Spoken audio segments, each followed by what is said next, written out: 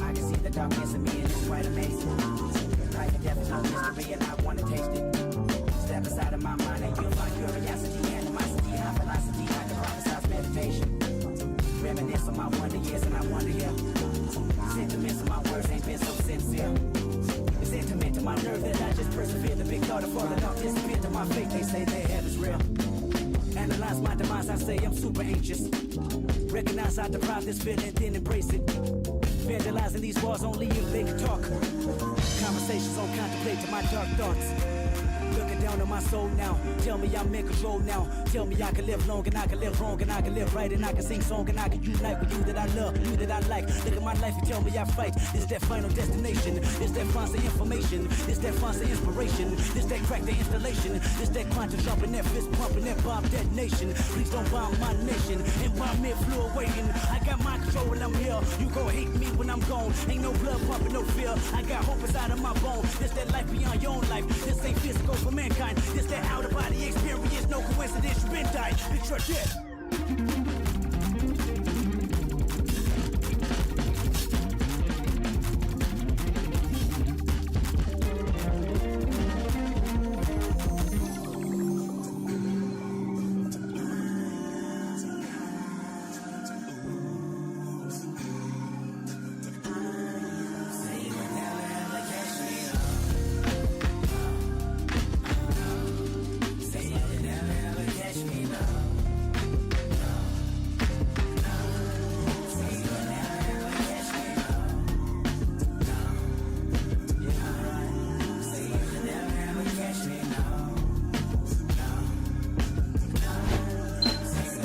Heyo. What is up? It is casino day today. Get your gambles on. Last one of the month before we crown a wing champ. Neo's here. He's looking good. We got a little treaty for him. A little beef jerky. I don't know how well you can see that. It's greasy. Smells pretty good, bud. You want that one? Oh, okay. Good boy. Okay, let him eat that. God, the frame rate's still fucked on that camera. I don't know. It just started. I don't know. Maybe I'll reinstall the driver that runs it. I don't know. Anyway, Serenius, how you doing? Sorry, let me catch up. So, UC Superman was first. Bag in here second. Scaper right behind him. Dugio in here. Thank you guys for popping in. It is casino day. Who's on top of the wing leaderboard? Dugio trying to run it back with over almost 500,000 wings. Somebody has to catch him. You guys could try dueling, Dugio. Charlie, how you doing? And Superman goes all in and is out. Well, you have the rest of today. Today, we're not going to be doing a super long stream. Makes me sad. But I don't really have a choice, unfortunately. I need to go with Yoonjung later, and we need to look at some property and, I don't know, try and figure out if it's going to work for our business or not. So I can't stream super long today, but let's definitely get in some standard. I was going to do a draft, but let's just play standard since we're not going to be going for that long. Tarkir Dragonstorm pack. Yeah, sure. And Crow's Nest, what's up? Crispers, how you doing? I wouldn't even buy Biltong that looks like that. Never mind feeding it to my dog. Oh, it's good. Biltong's good too, but no, these are good dog treats, don't worry. Plus, you're looking at it on a little webcam there, so probably doesn't look as amazing as it does in real life. Green or black, white or red. White or red kind of sucks here. Let's play the Reanimator deck one more time. We'll see how it's going. Got your gold pack? Oh. What? I got a gold pack? What do you mean? Got my gold pack? I don't know. I missed it maybe. Still playing RimWorld? Nice. The ship must grow. It never stops, right? Okie dokie. Play. Sure. Okay, so we're messing with this deck still. I still haven't changed anything with the Reanimator deck. Oh, Neo took off. Take his camera away. Buying the pack for 900. Oh, for like, but What? Gold pack? You mean the wheel? Is that what you're talking about? I still don't know what you mean. You mean the wheel? That thing? Giving you... I don't know what the gold packs I thought you only get when you buy packs. Alright, let's bookworm here. I could Wistfulness pop that Gene Pollinator. It's kind of tempting, but... I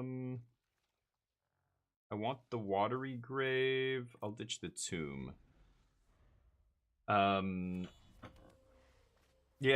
I don't know. I thought buying a pack only counts toward your wheel. The rare wheel. Is there something else that I'm missing? Some other golden pack you're talking about? I don't know what you mean. Marvel's Rivals, nice. Marvel Rivals. Yeah, did the metagame change or something? I guess they're always releasing new characters, right? There's probably some new dork. Okay, let's Wistfulness blue. Oh, I can't blue. I think I'm probably gonna die now. Blue.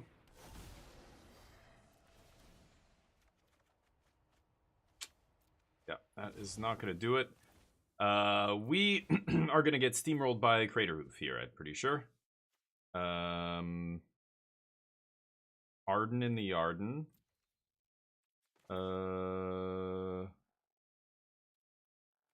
I'll discard Bookworm. Could discard a land there. It's tempting, but yeah, I don't know what the meta in Marvel Rivals is. Are there characters that are just clearly better than the others? I don't know what the tournament balance is like. But I imagine, like, if it's a team v team, like, I don't know, is it 3v3, 5v5? It's the same as like the regular games, or is it like a different format? If it's just the same as regular Marvel Rivals, it's what, 5v5, right? So that could lead to some interesting team compositions. Is there like, it's like building a deck in Magic, right? It doesn't matter how good your best individual card is. They all have to kind of work together. So what's the best squad of 5? Are they all similar? Like they all play like three characters out of 5 are the same across every pro team, and then it's just like 1 or 2 characters. I'm curious about those kind of games, how it works. But Federation ship in Star Trek, nice. Gonna be streaming the Pro Tour? Yeah, Bag, for sure. Yes, absolutely. PokeComp is still goated, and Dive is still decreased until further notice. I don't know what that means.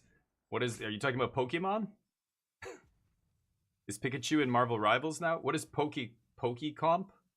PokeComp? I don't know what poke is referring. Comp, I assume you mean competitive. Points to wings. Oh, did I miss it? Oh yeah, hold on, let me see. Oh yeah, I see it now. Thanks for the reminder, Superman. I missed it. Casino day, things move quickly here.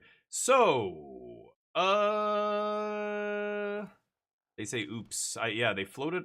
Oh, what the fuck? What? Oh, I'm an idiot. I grabbed the wrong land. I wasn't planning on playing a Blooming Marsh there. Oh, Jesus Christ. I could have Caveroed into Arden here.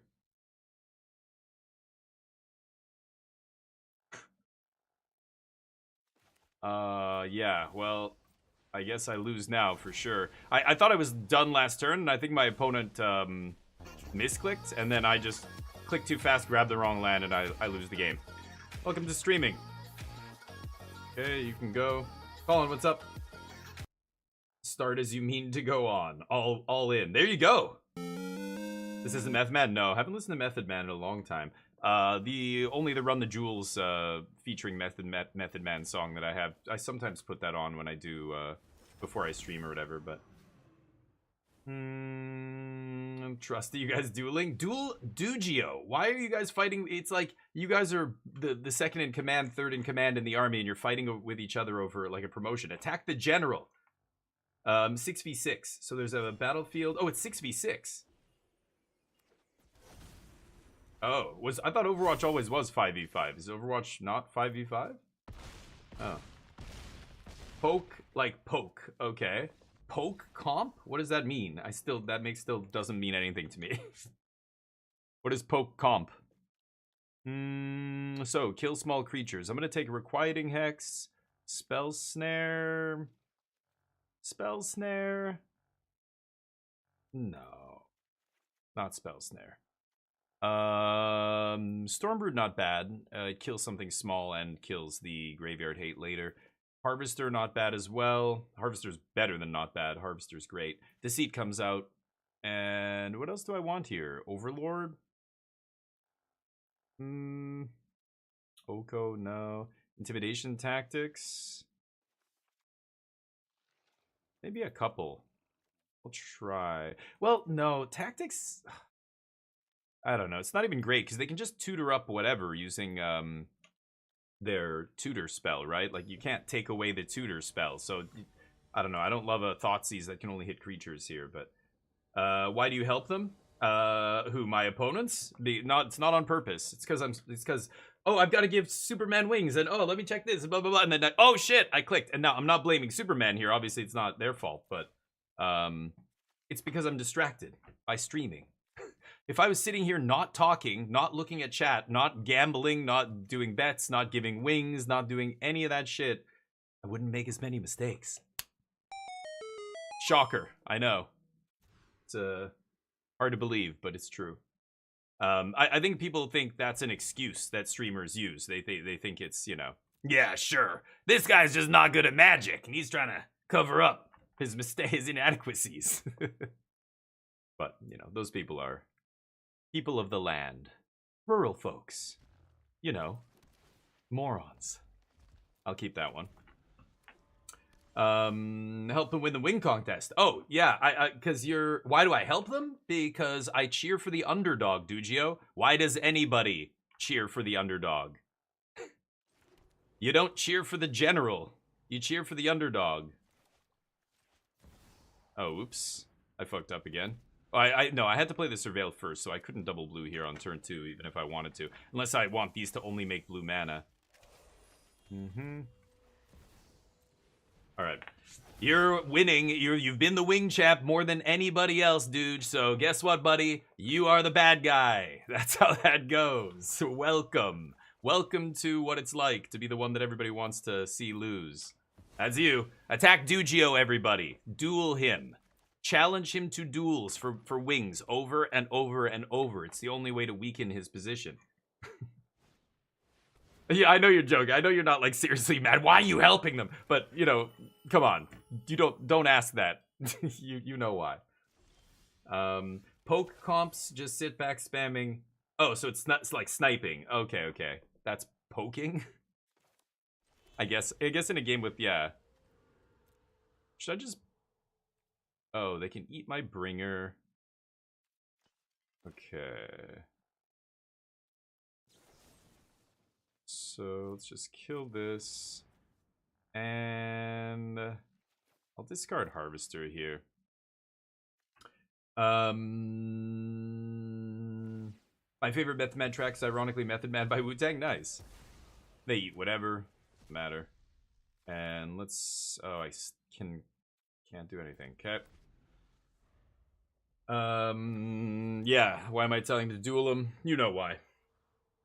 Now everybody's dueling, and he's winning. God damn it! You guys are supposed to take Dugio down. He's the Zeppelin of the wing leaderboard. He's winning again. Oh, what? He just took 400,000 almost off you, Charlie. God damn it! Oh, you guys you're building him up. Rosie, you're our only hope.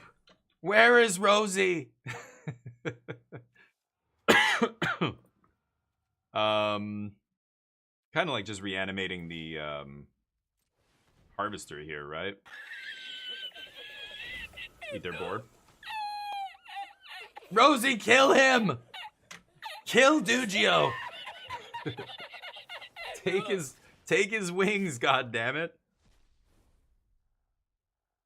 No, if you go all in, I mean, you are far behind. Like, if this was a poker tournament, he's got you, like, more than double number of chips here. But I'm gonna save that to discard to Triumph, I think. But that's still a huge chunk out of his stack. Think about it. If you're at what? What are you at? 322. If you gain 322 and he loses 322, suddenly you're in first place. One all in, and that's it. But you have to risk it all on one duel.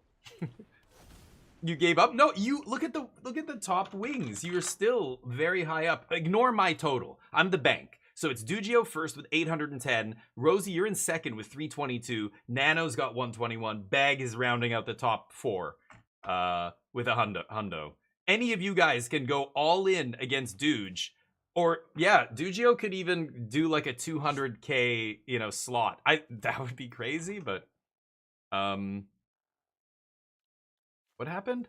Oh, they stifled my trigger. Yeah, sure. Again, I'm not paying attention here. I don't care. Okay. Wait. I'm gonna double blue this first. What am I doing? God. I hate the way the auto tapper obviously is brain dead. We all know that, but it's particularly stupid when it comes to the well, okay, I'll toss another bringer. It's very stupid when it comes to the elementals. Fuck's sakes. Ridiculous. They have 1 mana up here. They could spell snare. Still gonna do it now, I think. Let's kill this. And I guess I'll ditch Arden. Sure.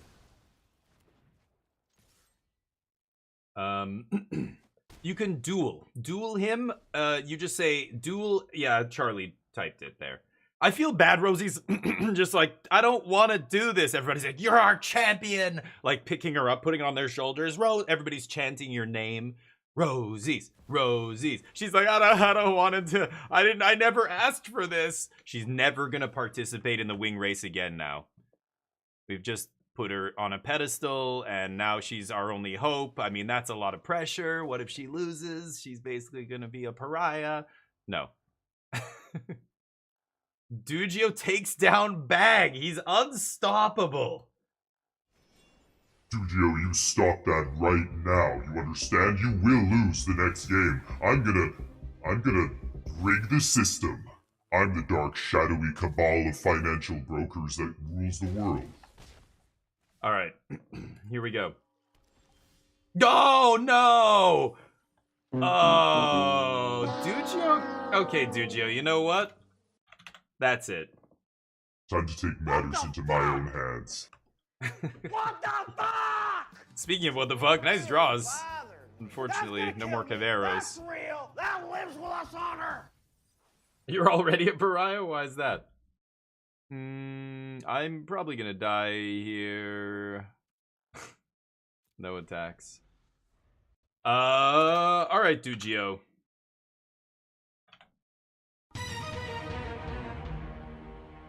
Time to pick on someone your own size, Duge. Let's go. Let me show you guys how it's done. Oh, I should have named a weapon.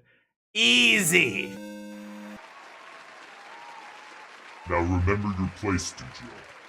Don't make me come down there again. Trying to focus on my content here, and these guys... No, you gotta come. Dugio's out of control. Dugio needs to be stopped. We can't do it. That's how. Streamer luck. See? Rigged. Uh-oh, he's got the 888 total there. That's like the lucky number in China, right? 888, or the UK is like this too. I'm dead, so go. Sultai. I should be able to crush this deck, but not a great draw this game. Can they not kill me here? Yeah, attack with everybody, big guy. Streamer hacks, yeah. I was gonna say, I'm not... Did I double up? I guess I went to 600 or something, but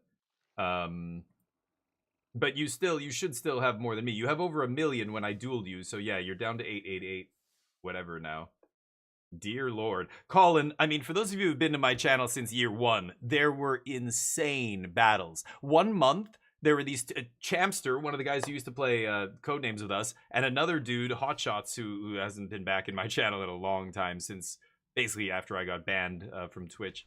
But he challenged, Champster had a very comfortable lead. He had like 1.4 million wings at the end of the month, and it was the last casino day. And, or it was the last day of the month. And Hotshot was just like, duel me. He had like 50,000 versus 1.4 mil were the stack sizes. And Hotshots just went all in. He won, went up to 100, went all in, double to 2, double to 4, double to 8, like passed he won like 4 all-ins in a row, and Cham kept accepting the duel because he's like, I just need to win one of these to put him out of his misery. Like, how is he still? Surely the next one I'm gonna win, and he just lost and lost and lost and lost. It was so funny, and Hotshots ended up winning the Wing Champ that month, and that was back when the Wing Champ was worth $50. I would send somebody a $50 gift card for Wing Champ every single month. That eventually became untenable. Well, like when I got banned, I had to stop all that. I was just like, what, like. All that, you know, I basically gave away a lot of money to people to show them, like, look, like, this is, I appreciate you guys being in here. Thank you for my, like, the people who like being in here when I'm a small nobody streamer, you know, like, you are the greatest people out there. You're the ones I feel like I owe you, you know? Which is silly, I know. And I even heard people say, and, you know, I didn't even, this didn't occur to me, but I heard people say things like,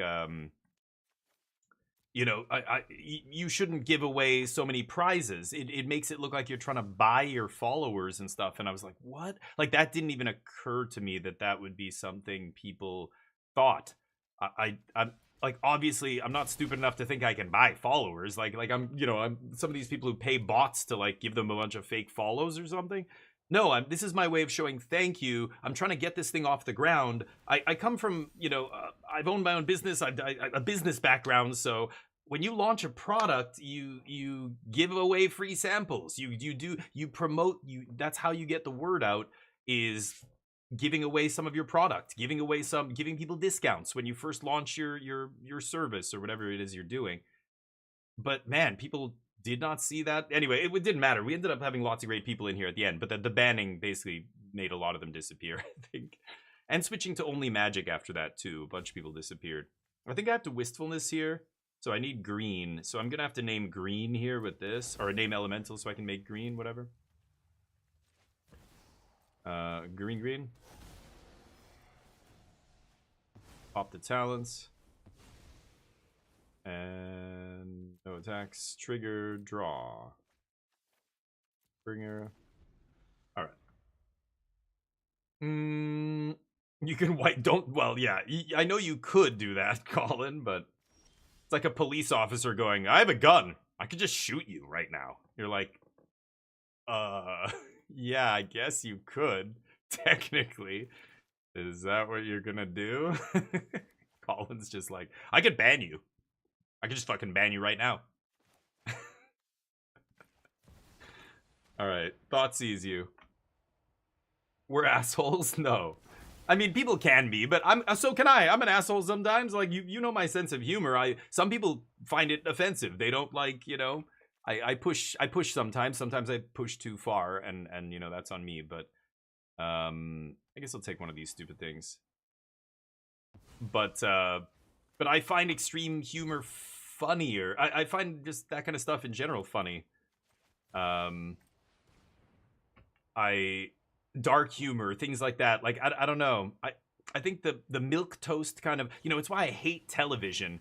Like, you know, broadcast television was so, like, lame. Stuff like Big Bang Theory. I'm sorry if there are people who love stuff like that in the chat.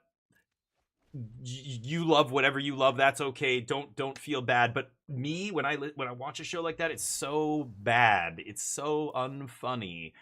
And it's because they have to appeal to the widest possible audience when you're broadcast on Channel 5 back in the day, before the internet, you know? It was lame. And then Netflix comes out and starts making actual, you know, and HBO. HBO was probably the first one who started making rated R, like, serious dramas, and like a TV series that was like super, you know, well written, well acted, produced, and everything else. Not for your average TV. I mean, Game of Thrones, look how much frontal nudity. That was the most popular TV show of all time. It might still be. I think it still has the record for most the highest number of concurrent viewers watching it when every episode that came out. That was an extremely graphic show, but those are the shows that are really good. Like, those are the shows that, you know, back in the day we couldn't have that on Channel 5 because everybody from 5-year-old Billy and Sally to 70-year-old grandpa is watching the same thing. So you've got to appeal to not only the kids, but the grandparents and everybody in between. Like, no, too much. Harvester's not bad here. That's when you end up gutting your product and making a really shitty TV show that's not funny, that's not, you know, interesting, it's not provocative because it's boring because you're just trying to appeal to everybody. It's, yeah, no bueno. Artifact or creature? I guess Spell Snare is pretty good. I probably should try playing Spell Snare. I'll take out 1 Deceit here. Sorry, catching up with you guys. Wiping his total. Well, you'd have to go through stream elements, yeah. Politics can make a lot of people assholes, yeah. Metagame Breakdown sure is very green. Which one? Metagame Breakdown. I don't know what you're referring to, Acute. I am but a lowly wings peasant. Now you're a wing peon. Penny slots, yeah. Dugio, 888,000. Morgoat, you're our next hope. Morgoat and Candyman combined can maybe take him down. Oh, Rosie gets 10k. I keep. You DM'd me? Oh, okay. Hold on. Well, let me finish this and I'll check it.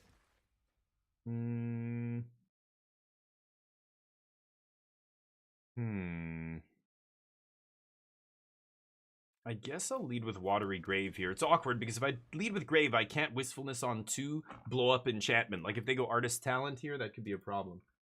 Let's see, I'm just going to close some stuff in the background here. Annoying programs that seem to always want to run themselves, leave themselves running. Go. You DM me on Discord. Okay, yeah, stuff like that. Dead baby jokes will never get old. But of course, God, like, you know, those kind of jokes can push people's buttons in all the wrong ways. Yep, I get burned immediately. That's what I was hoping I would not see. I should probably kill Gran here, actually, but let's see if I can take a monument. And they have a monument. Perfect. Okay. Are you guys ready for Colin's horrible, horrible joke? What's worse than 1 dead baby in a bin? In a garbage can. 1 dead baby in 7 bins.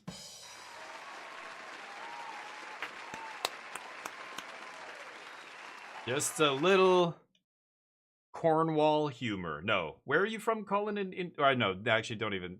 I'm like, dox yourself right now, please. I can't remember what town he's from exactly, but that's what they think is funny over there. He's basically a soccer hooligan. I said Cornwall. I'm way off. I'm sure I'm way off there. Dox I will not do. Okay, fair. A little British dark humor. It's more refined than our dark humor, but. No one does dark humor like the French. Gallows humor. The guillotine humor. Yep. Okay, that's awkward. What can I do here? If I go green, yeah, I can Cavero, kill Artist Talent, draw 2, discard. That's pretty good. Let's do that.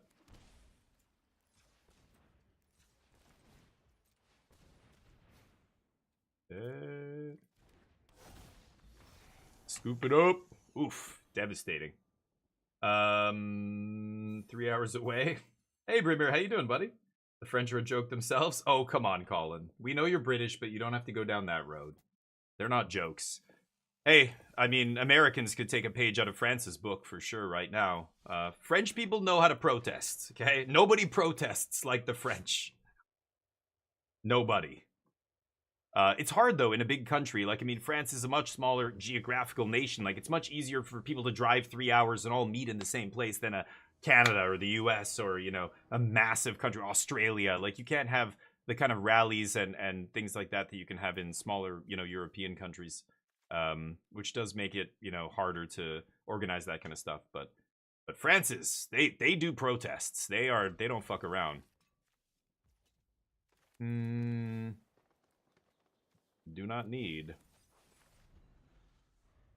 But Colin, don't attack them. Wow, the Dragons deck. Yeah, I remember this. Should I shock myself?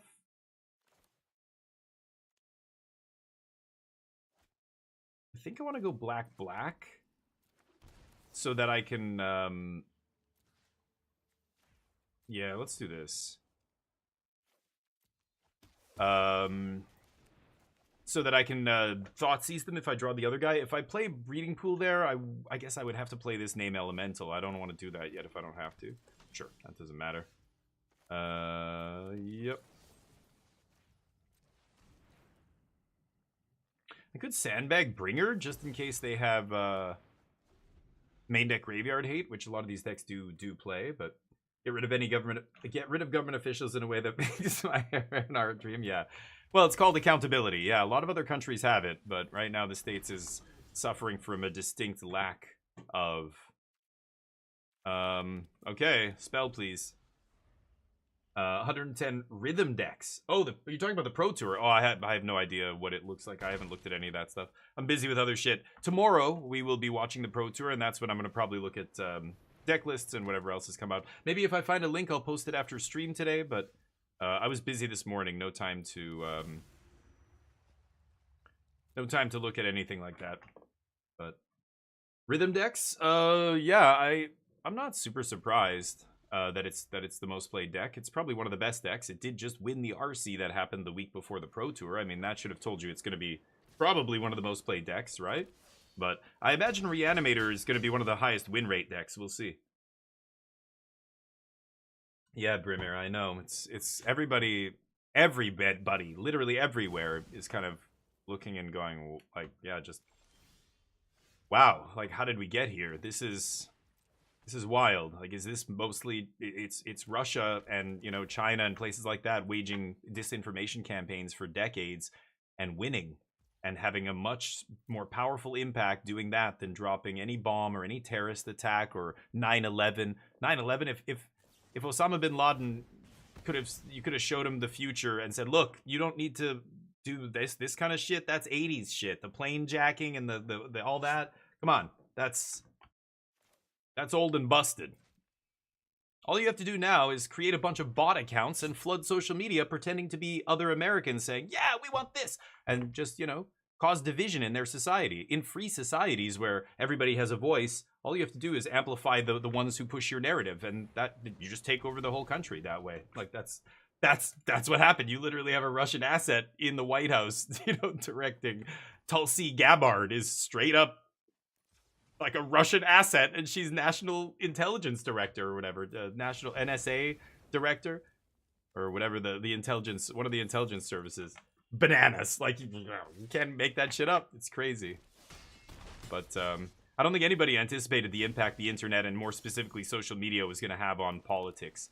I mean, it's cool when Facebook was being used by, you know, a lot of Arab nations during like the Arab Spring and stuff like that to fight for democracy. But it goes both ways. Bad actors can use it too to destroy democracy. And the average person's too stupid to see what's happening until it's far too late, right? Everybody's like, look how many people are still on Twitter and TikTok and shit like that. Like, oh yeah, but I love TikTok. But I like watching the videos. Okay, well then, if you have no say when somebody tells you you're the problem, you can't say shit. You are part of the problem. Sorry, I know it doesn't sound nice, but I'm gonna take intimidation tactics in this matchup. I think we'll take out Harvester. All right, then that's it. Do it. It's crazy. Anyway, I hope things get figured out. I hope, you know, people don't stand for it. There's already a lot of people, you know, your most powerful tool is this. I mean, the videos, the shit that's coming out, it's amazing that everybody out there has a video camera in their hand at all times.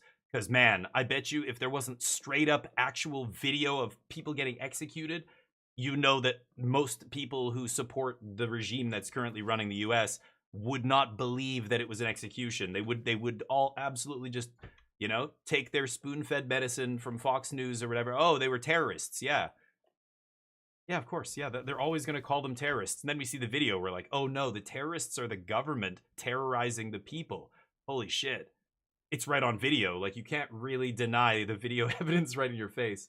I imagine soon enough when AI video like Sora and stuff gets good enough, then it'll be easy to fake this. And that, you know, and then real videos will be easily called into question as fake because people will know that there are fake videos that are very good out there. Not going in a good direction, but what? USA went into Scotland and stole in Scotland? I naturally don't like the French. You can be bigger than your biases, Colin. You can get past those biases. I believe in you. It's not, you weren't born hating the French. I guarantee it. 15. Okay, so not so bad. Yeah. That's interesting that the Bant deck is seeing that much play. Okay, take it easy, Colin. Hi, Goo, what's up? The French suck? Why do the French suck exactly? We're talking about the reason we started talking about France is because I said nobody protests like the French. If Americans protested like the French, all your problems would have been solved last month. Donald Trump would be sitting in a jail cell or dangling from a gallows or something if you guys did it the way the French do it. I'm gonna name human here, but it's much easier to do that in a small country. That's what I was saying. It's easier to do it in a country like actually, you know what? I'm gonna take deceit, or should I just take another Cavero? I'm gonna take deceit here. I think. No attacks. You need the land. Okay, let's try this. But I ate everyone. You hate everyone. Oh, I see. Okay. I'm sorry. That sounds like a sad existence, but try not to hate anybody. It's probably better for you. You'll live longer. Or I don't know. Sometimes hateful people do end up living a long time, but I think hateful people, like people who are just always scared, really is. People who hate are just full of fear. They fear the other. They fear the things that people tell them to fear. They fear all kinds of stuff. There are some things that you probably should fear. Why the fuck tap that, you piece of shit? God, the auto tapper's so terrible. You know, I fear stupid people taking, you know, power and letting our countries and governments be ruled by fear. The only thing I fear is fear itself. I fear the people who are controlled by their fear. Sounds ironic, but it's the only thing really to be scared of is people who are scared all the time. People who are very religious. They're scared of going to hell. They're scared of whatever. They'll believe whatever the priest tells them because they're scared shitless. Same with people who grew up in a very strict household, very authoritarian rules. You know, when they do autopsies on people like that, they look at their brains and go, holy shit. Let's see here.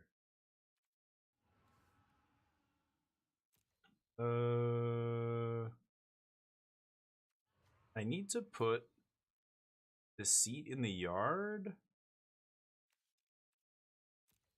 No, yeah, I should have done that last turn. I didn't realize. Because I need to Cavero here bounce Clarion Conqueror, right? But it's great existence. Sociopathy is a great life. That's a pretty fucked up thing to say, Acute. I think you're just trying to be edgy right now. I don't think you actually believe that. But no, sociopathy is not a great life. You spend most of your life being hated by others, and you know, and feared. I don't even know. People who are sociopaths are fucked up. Obviously, very fucked up people. So I again, the only thing, I don't know how you become a sociopath. A lot of times you have to be a very damaged human being to get to that point, right? But I die. Sorry to hear that. Okie dokie.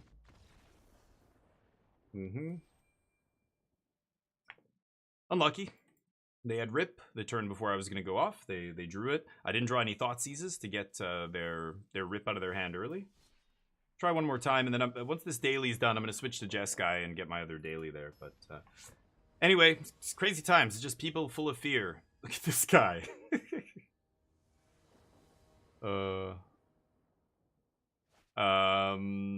I keep. Okay. Alright, here we go. I guess I'm gonna Deceit first over the Bookworm here? Probably Deceiving. Yeah. Bookworm's great when I have something huge in my hand I want to discard, but I'm not at that point yet. Okay, no more lands, please. Show me the money. Fuck is this? Okay, I'll take this. This the Teamer Battle Crier deck? Dear God, didn't this die a lonely death months ago, this deck? I thought this was gone completely from the metagame. Again, it's Arena. Nobody has infinite wildcards. I guess some people are still playing that deck. I'm gonna actually play a Shockland. I'm gonna discard this Blooming Marsh at some point. Get Breeding Pool into play. Okay. Too many lands. Too many lands. I've drawn all lands this game. Yeah, I kept Bookworm, Triumph, and Elemental in my hand, right? So I haven't drawn a spell yet. Give me a spell, please. Alex, how you doing, buddy? Didn't get lumped in with psychopathy too often. Oh yeah, no, those are two separate things, but sociopaths are not good people. They're very damaged human beings.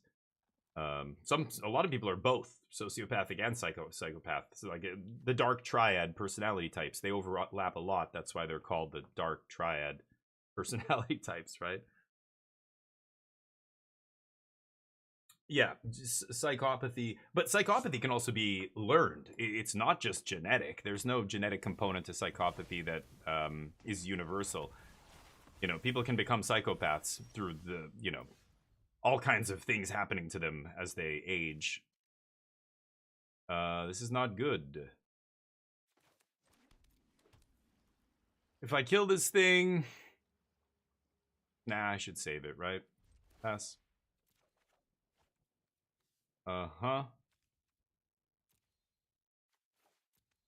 Okay, at least I get a chonker in the yard here. But... yeah. But I mean, regardless of whether we're talking psychopath or sociopath, neither of them is a good thing to be. Or the people who are, those kind of people, I think even the ones that amass wealth, like you could be a sociopath and become filthy rich. In fact, it's a common trait among filthy rich people to be sociopathic in a way. That's how they became rich, because they do not give a shit about anybody else. They have no empathy for other human beings. They lack the ability to... put themselves in other people's shoes, to understand suffering. Don't really give a shit about that. Let's kill it, though. Toss this. Those kind of people can still amass wealth and stuff, so I think other people look at them and think that's something to be admired, or they admire their way of doing things, and they think that's how you have to be to become successful, quote-unquote, in life. But I contend that a lot of sociopaths, even those filthy rich ones, wow, do not live great lives despite having all the wealth in the world, because that kind of mental disease that they have is never sated. It's never, they aren't just gonna change their, be happy once they have everything. They continue to need more. That it's like a bottomless pit that needs to be filled, right? But I don't know. A lot of that stuff comes from, again, fear and power over other people and stuff like that. What's a good way to put it? It's like when you look at the Trump administration, you look at all the things happening in the U.S. right now, and it's almost like, how can people support this? How does another human being support cruelty, to your fellow humans? And it's like, well, it's not them supporting the cruelty. What they're supporting is a display of power and control over the things that they fear, right? Like, people fear some other thing, whether it's a group of people, whether it's whatever it is. Like, fear has been instilled in you at some point, and now you see somebody, a strong man, come along and say, "This is, I'm gonna hurt these people that you fear. I'm gonna." Do bad things to them, etc., control them, exert power over them. And that's what people cheer on. That's what they're supporting, right? They're not supporting the individual acts of cruelty, but they're supporting the display of power and control over the things that they fear. it makes them feel better about their own, you know, fears and everything. It's why a serial killer or a rapist or a child molester will do what they do. They were molested, they were raped as a child, and now the way they deal with that fear and shame and whatever else they're carrying with them from that, they do it by exerting power over others in that situation. It makes them feel less inadequate or whatever it was, you know, back in the day. Yep, I guess I die. It's really interesting dynamic, psychologically speaking, but I think a lot of the people who are out there supporting this stuff still don't understand this. Like, they don't understand themselves, right? They don't think too deeply about why do you hate this particular group of people? What has a gay person ever done to you specifically? Do you even know any gay people? You probably do, you just don't realize they're gay. But or you know, a trans athlete, or a Jewish person, or whatever. Like, people will hate groups of people for no reason. They don't even realize why. It's because, yeah, you fear or whatever, something that somebody told you about this group. Now it makes you feel better when they get hurt, because it's, you know, now your fear is like assuaged in a way, right? Yeah, get them. Oh, good. Somebody's getting the bad guys in their head, whatever the bad guy happens to be. I guess I'll take tactics here. Sure. Just nice to not care in a day and age where good news is more and more a myth. Yeah, I mean, there's a lot of bad things happening in the world. There always has been, but I'm a firm believer in, you know, if you want things to get better, you can't stick your head in the sand. You can't pretend that this stuff doesn't exist. And sadly, a lot of people prefer to do that. It's easy. I understand the temptation to hide away under your bed, to not engage in politics, to not pick sides, especially America, right? It's very two-dimensional. But other countries, we have a lot of different political parties that, you know, you could believe in all kinds of different things and fall anywhere on the spectrum politically. But you can't ignore it. Like, if you ignore it, the people who want to take advantage of you and exploit you, they win. They get to do whatever they want because you're letting them. Like, I don't know. I don't like it.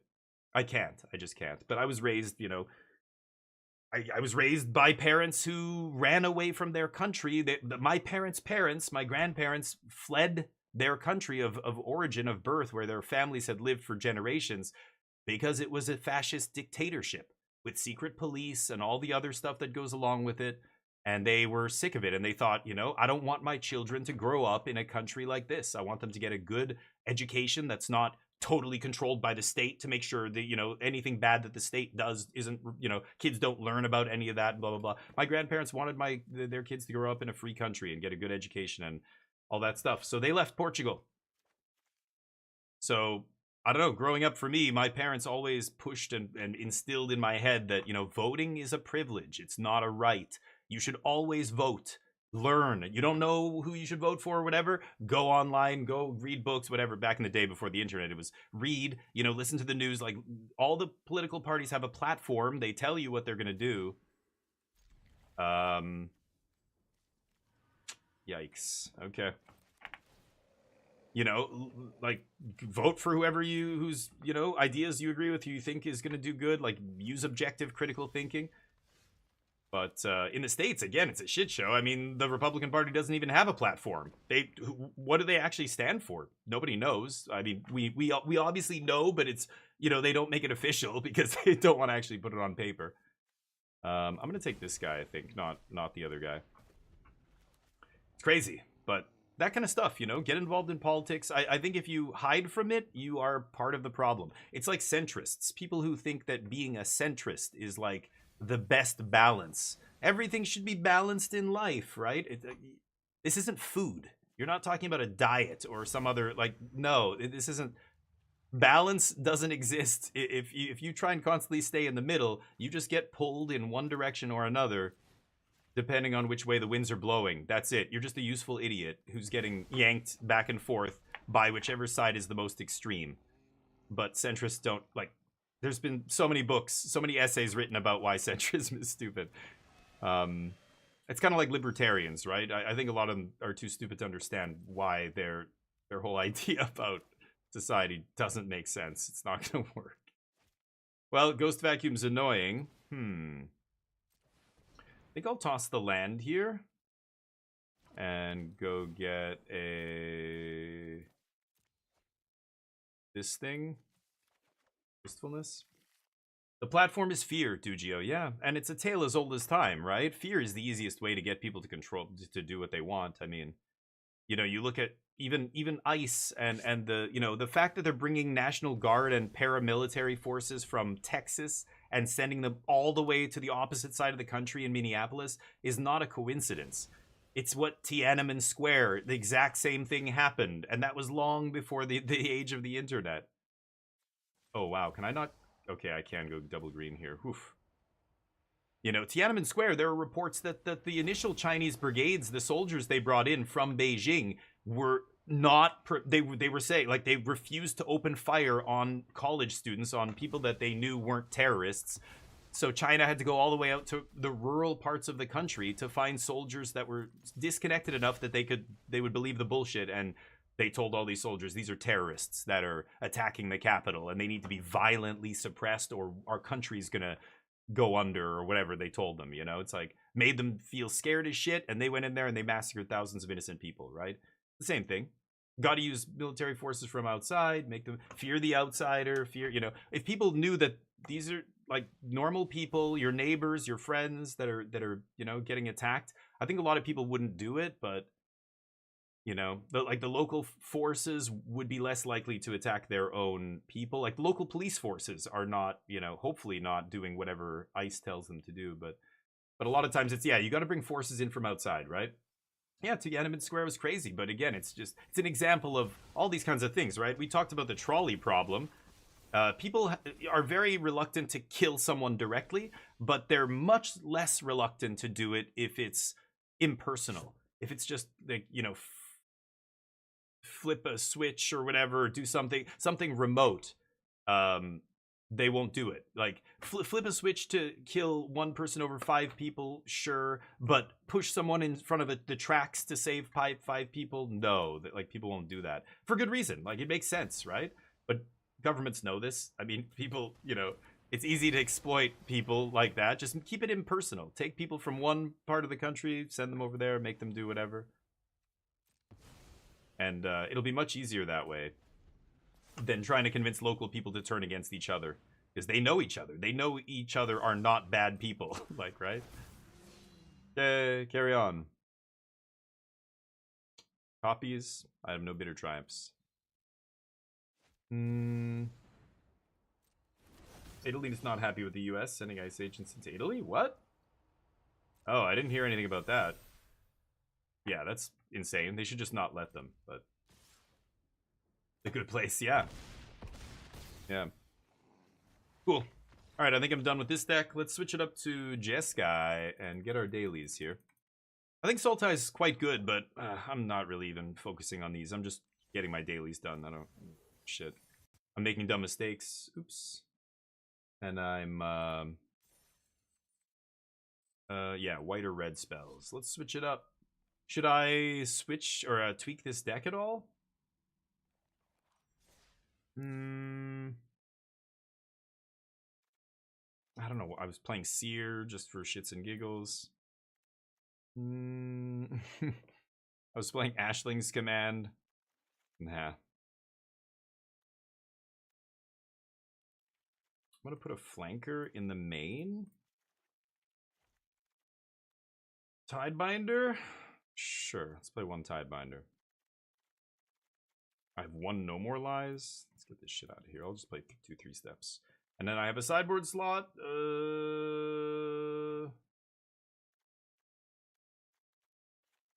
Don't think I need 2 Annul.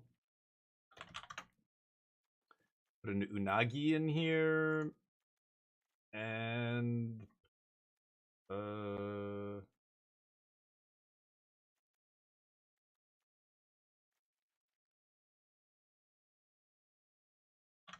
George Wanshitong?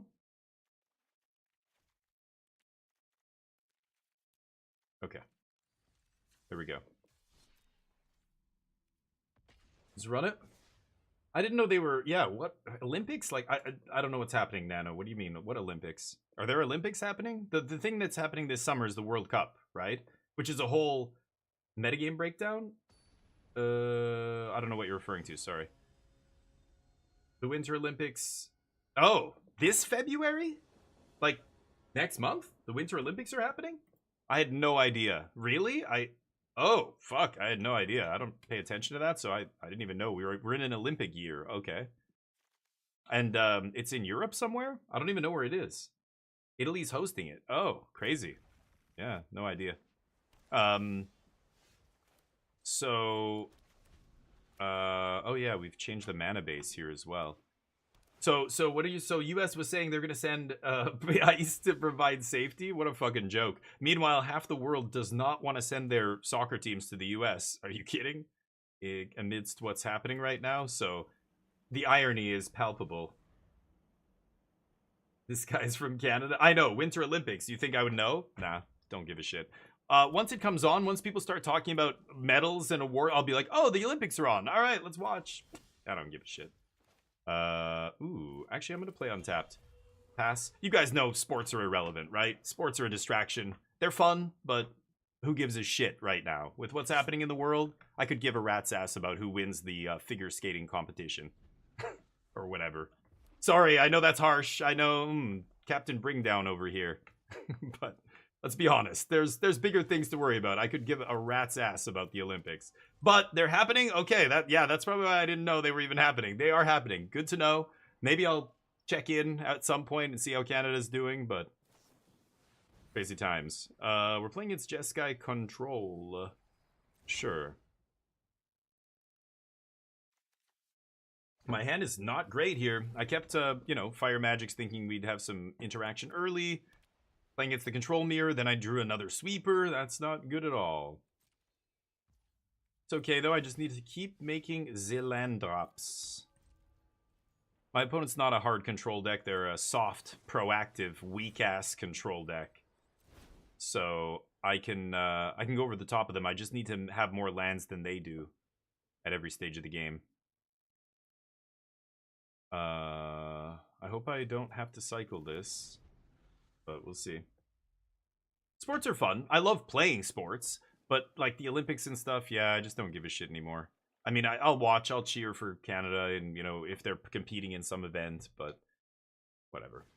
I don't tie myself or my identity or my pride for my country to the Olympics. Like, who gives a shit if we win medals or not?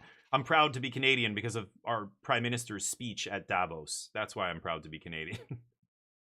not if we don't win the gold medal at hockey, I won't give a shit. But I know there are going to be many Canadian people, mostly men, who are going to act like this is the most devastating thing that could possibly happen to them in the world. Right now, nothing is worse than Canada losing. Sometimes I had friends who would get choked even when Canada would lose, like, the juniors, like the under 18 blah blah blah. Like, what?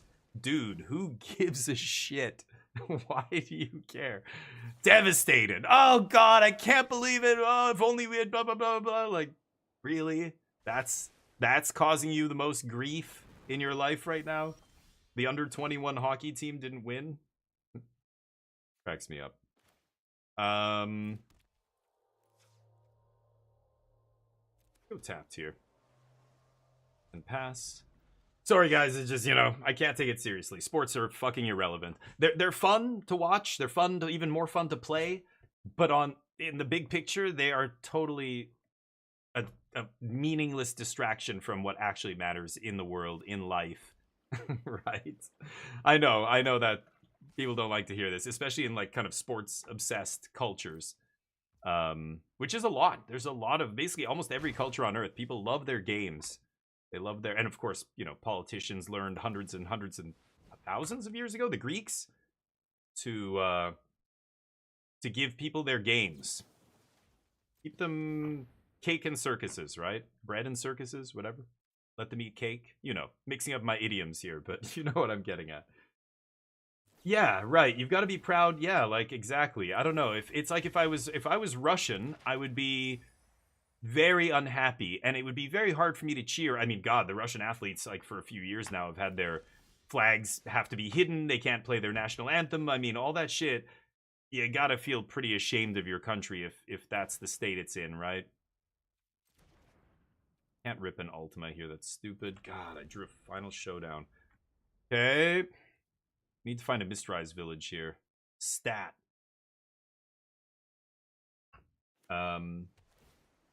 You'll be disappointed if Canada loses. I mean, I'll be like, oh darn, you know, that's unfortunate. But I almost feel like it's nice not caring about sports because I don't have these, you know, issues that other guys have where they get, you know, depressed because Canada didn't do well. Like, I don't give a shit. So it's great. I never get upset when my country or the team that I'm cheering for doesn't win. I'm just like, oh well, we'll get them next time, guys.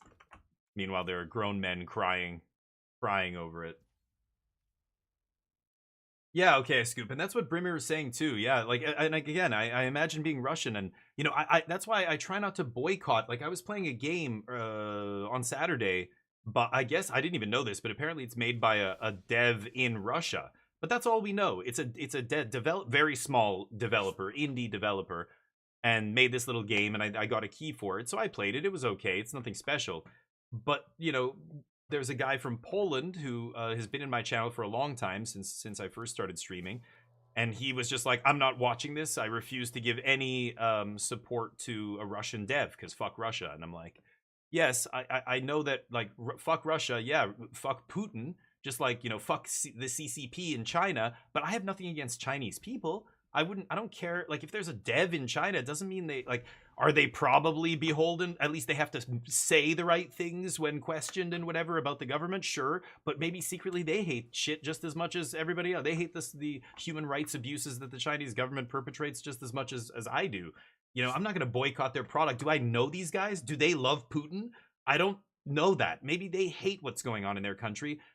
All I know is they put out this game. They happen to live in Russia. Why am I going to boycott a game over that?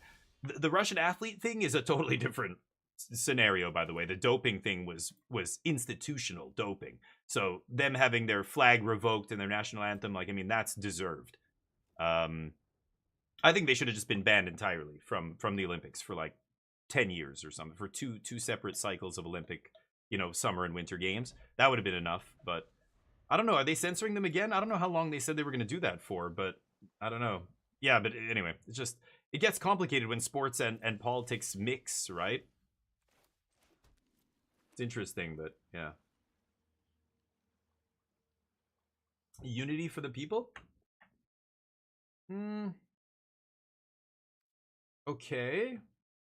So you mean like it's a way for people to have a sense of community is what you mean. Like just like church. That's one of the things about churches that are good. They allow people, they let people come together and people help each other, people share things. Like, we are, yeah, social creatures. So you're saying sports can do that too? Sure. But just like church, I don't think we need any of that to have a sense of community, but it does help some people. But I don't know. For me, it's, you know, you could have some sports fans who love this team, but then you got other fans or people who are fans of another team. So it's not really building community when everybody's like, here's my team better than all your teams, and then everybody says the same thing, my team's better than yours. I don't know. Yeah, maybe. It creates community in your little bubble of fans who like the same team as you, I guess, is something you could say. But American Olympians, they're not Trump. Yeah, right. Oh, yeah. And that's what I mean. Like, I will cheer for Canada in the Olympics. You know, whatever the event is, like, if there's, yeah, sure, of course I will. I'm not saying I refuse to, like, I'm not boycotting the Olympics, guys, right? Like, that's, yeah, I definitely will still watch events and cheer. I just won't memorize when the events are on, check the schedule, and when is the hockey game happening, and blah, blah, blah. Like, I don't care. If I miss it, doesn't bother me at all. I'll hear about it at some point that Canada won gold or silver or whatever. Great. Wow, just going for it. Absolutely insane. Yeah, I drew fuck all over here. Man, if I had Jeskai Revelation, I guess they'd probably have a counter at this point, though. But Trump displayed a picture. Yeah, there's a lot of good people, Charlie. I know that. But there's so many people who are so fearful, and it's destroying your country. I mean, I wish I could say, or you could say, or anybody could say that it was just a small number of people that were like, you know, this small cult that supports this person. But you're talking tens of millions of people, right? 40 million people wanted this? That's not a small number. Like, I think it's a rude awakening, but I think a lot of Americans are basically coming to terms with the fact that a lot of your friends and neighbors are very fearful people, and that makes them very shitty people. They let their fear dominate them, and they are racist, and they are sexist, and they are homophobic, and they are anti-Semitic, and on and on and on and on. I think that's, yeah, I think that's kind of the reality. I mean, look at, yeah, I don't know. I see all the people protesting ICE, and I'm happy, but I also see all the people who wanted this cheering, and it's crazy. I don't know. I think at this point, some people are starting to turn. I think especially the people who got executed by the government were, like, the last dude was a white, straight, male nurse. Like, you know, I think the base, if that dude was a black guy or gay or any colored person, you know, just someone who looks like the villain that they all have in their minds, things would, nobody would have gotten, you know, out of their little bubble for that. But the fact that you're seeing, like, these people who, I think a lot of the racist and whatever sexist people who put Trump in power, the people they want to see hurt are not the people who are getting hurt, and that's causing some of them to waver a little bit, right? But anyway. Same with video games. Love video games for most people globally. We look like, what? Nano, that is a bad take. That's not, is that what you think people think? You think people think we look like, if anybody thinks you're a loser because you play video games, they are the loser, not you. They are the loser. Is this my main phase? Sure. I don't give a shit what older generations think. Like, yeah, they think a lot of stupid bullshit. I don't really care, but yeah, but no, I don't know what the, how are you tying video games to community or sports, or what's the point here? People think you're, yeah, like my dad does not like video games. When we were growing up, he thought people who play video games are losers. And, you know, he's totally wrong. Like, my brother and I both proved him wrong. My brother makes video games for a living and has a great job, does really well for himself and everything else. My dad's kind of had to eat his words on that, but he's an older gen that still to this day thinks games are a waste of time, you know? I get it, but that doesn't mean anything. I don't know how you're tying that back into sports here, but there are a lot of good people, Charlie. I know, and that's the sad reality. It's almost half and half. Like, it's close. So again, for all the shitty people there are, or for all the good people, they're kind of getting canceled out by all the shitty people. I don't know.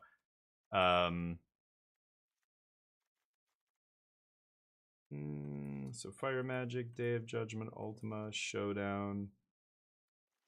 What do I want here? I could bring in Flanker. So I'll bring in some Tidebinders, sure. Helix. I think that's it. Get Lost kind of sucks. Could bring in a Null. Or sorry, not a Null. Oh, Spell Snare. That's a card I should be playing in my sideboard. I could bring in Flanker. I already have one in the main deck. Nah. But hold on, let me catch up. Millions want to change. But most of those people didn't think the change would go to this extreme. Right. So, calling Harris a joke. Yeah, I mean, I've been saying this for years, right? Since even before Donald Trump won the election the first time. I was still living in Korea then, and even over there, people were just like, most people assumed he would never win. Most people assumed that the kind of people who thought like him, who emulated him, were a tiny, tiny minority. I mean, he's just, you know, one of the most despicable human beings out there that I can imagine, right? He's the, like, kind of stereotypical complete asshole.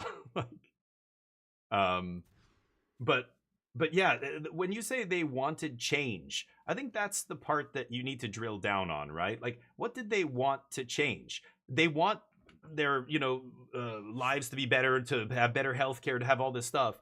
But the people who they voted for are telling them, oh, the way you're going to get to that is by hating colored people or Jews or this or that, like all these scapegoats, right? Oh, when we get all those people out of here, everything's gonna be better. Like that's what they believe. That's the change they wanted. They're horrible people. They didn't want positive change, or they're too stupid to know. Like, how are you supposed to get positive change? You think it's by attacking, by separating, ripping people's children from their arms and separating them and deporting 5-year-olds and shit? Like, well, I didn't think there was going to be like that. You didn't? Are you even paying attention at all, you moron? Like, I don't who are these people who think that Donald Trump was going to, what? Like, the change wasn't going to be horrible? Like, the guy literally tried to overthrow your democracy. I can't believe people still voted for him even after that. You think that would be the last straw for most people, but who are these people? I think the change they wanted is exactly the kind of change that Donald Trump is giving them. We want a white, straight country. That's the change that people wanted, whether they tell you or not. I think that's why conservatism, that whole mask got ripped off completely. I think a lot of smart conservatives were like, whoa, whoa, whoa, we had such a good thing going for decades, you know? Why did they, this guy saying the quiet part out loud, what a fucking idiot. God, we're all gonna get, you know, people are gonna know the jig is up. And then the jig is up, the mask comes off, and it turns out instead of people violently backlashing against, you know, this ugly, hideous visage that is now being exposed, it turns out a bunch of them actually want that too. And politicians go, wait a minute, what? Trump, like the first time, the whole Republican Party was against him. Now it's like, holy shit, it turns out, yeah, our base is just as horrible as he is. Let's get behind him, and yeah, I guess it's okay. Who needs the mask? I guess it turns out we didn't need it after all, right? Fiscal responsibility and all this other bullshit. Conservatism is about it's inherently selfish. It's an indefensible philosophical position to take if you boil it down right down to it, but I don't need to say that that's probably way above most people's heads. Nobody's even thinking about that aspect. It's always been that way too. Republican and Democrat, those terms mean nothing. It's just conservative versus progressive, and conservatism wants to drag us back down into the slime of, you know, prehistory, where people treated each other like animals, and progressive people want to advance society and know that we can be better and do better, etc., right? Sure, I'll fight. I love when I argue with Americans who are like, yeah, but did you know, the Democrats were the ones who wanted to, like, they were in favor of slavery and stuff, and Lincoln was a Republican. That's why you got to get away from your monikers, your Democrat, Republican bullshit. It's meaningless. Back then, the Democrats were the conservatives. The Republicans were the progressives. That's it. That's why. It's not because the parties are somehow inherently, like, you think they've never changed over the course of history? It's always been conservatives versus progressives. They can use whatever names, monikers they want. It doesn't change anything. I just want to land here. I'm going to take the Flood Farm. Running out of options here. Mull to 5 this game, but it's interesting, but... Well, so Nano, I think, like, what you're trying to say... I know what you mean, and the community and all the other stuff. I mean, what you're actually saying, though, is it's tribalism. Sports is tribalism. Everybody's tribe is their local sports team or their national sports team or whatever. Like, that's all it is. So does it create a sense of belonging and everything else? Yeah, but that's because it's tribalism, right? That is what it is. But yeah. Yeah, I mean, the Democratic and Republican Party has completely switched from one being conservative, one being progressive, to the opposite party being conservative and the opposite party being progressive. Yeah, it's funny because, yeah, that's why those names are irrelevant, but yeah. Yeah. Tapo, you're right. Yeah, exactly. We're all just monkeys who made fire once. Like, none of these systems are perfect. Communism, capitalism. I mean, capitalism has now destroyed democracy. It's clear. It's very clear to anybody paying attention. And Does that mean we should have never done it? No, it was a great experiment. We tried it, you know, and it turns out maybe the best form of government is somewhere in the middle between communism and capitalism, like some form of democratic socialism, which is, you know, you see Mamdani and people like that saying, you know, I'm a democratic socialist, which means, yeah, like there has to be a strong state in order to have freedoms. I think the you know, strong welfare system, welfare states. Like look at the happiest countries on earth. But the hyper-capitalist folks don't want you to think that. They want you to think that, yeah, total free markets, free reign is the only way, the best way. And yet late-stage capitalism is destroying us right now. It's destroying the planet. It's destroying democracy. The democratic societies, happy, free societies are becoming less free. And things are more unequal than ever, right? Inequality in terms of wealth and everything else. See if I can resolve this. I don't think I will, but force healthcare down our throats. Yeah, like universal healthcare is such a no-brainer. That is the thing that every other advanced nation on earth has had for a long time now, and yet it's still a debate in the US. It's insane. I mean, it's just like the gun laws and stuff. I mean, where are all these Second Amendment people that thought that Obama was going to take their guns, and then Biden, all the fear that was poured down their throats into their ears and brains. And here's a guy literally saying, if you have a gun, we're going to fucking kill you. If you have a gun anywhere, we're going to, that dude had a gun. He didn't even brandish it, pull it out, nothing. We shot him anyway. So where are all these people? I thought that's why you had your guns, for this. This is it. Now's the time. Rise up. What? No? Oh, you're the one. You want to use the guns to oppress other people. So that's what it was all about the whole time? Feels like some people were saying this the entire time and ignored, and now here we are. Like, again, it's just ripped the mask off all this bullshit, but... Go into the bar in southern USA. Oh, God, right. Yes, yeah, exactly. To say fellow Democrats. Yeah. Come on, I'm looking for a land here and I see 5 spells? Okay, I can't win if I don't find land. Go. I'm gonna get Jeskai Revelation here, I imagine. Father was the most intelligent, level-headed individual, yeah. A single one that fits all. Right.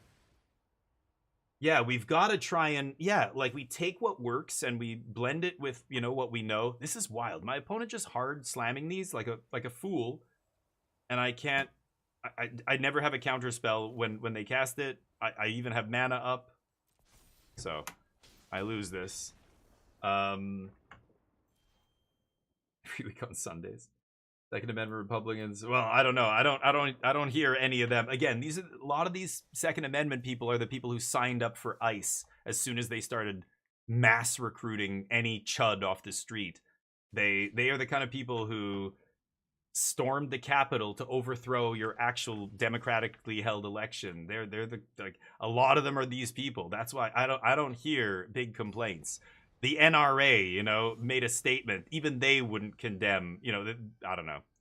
They tiptoed around it. It was ridiculous to see, you know, like the Second Amendment. Those are the big Second Amendment proponents, those guys. And it's like, wait, what? This is what you said you were holding onto these guns for, is exactly this. And you have paramilitary in the streets obeying the commands of one guy, not your government. They're breaking federal laws on a daily basis. The courts aren't holding them accountable. This is exactly the situation that you had all your guns for. At least that's what you kept telling us. That's what you kept saying to everybody over and over in the face of all the children getting killed and the school shootings and everything. But it's too important. We can't give up the guns because then we'll turn into a dictatorship. What? Here's the dictatorship. All your guns are being used against you. And what's happening right now? I don't know, Acute. I don't believe a word of that nonsense. People say this stuff just like every time there's a scandal, they say, that's it. This is it. Donald Trump's going down now. No, it turns out nobody's willing to hold somebody accountable. Your legal system only matters if the laws get enforced. If nobody's wanting to enforce them, that's it. You're done. There's no... Yeah, I'm gonna do this. There's no point in having laws if nobody's going to actually enforce them and hold people accountable, right?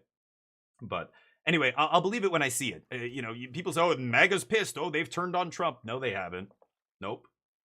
Not yet. I haven't seen it yet. People can say all they want, but I haven't seen any of that shit yet. Maybe at some point. I hope they will.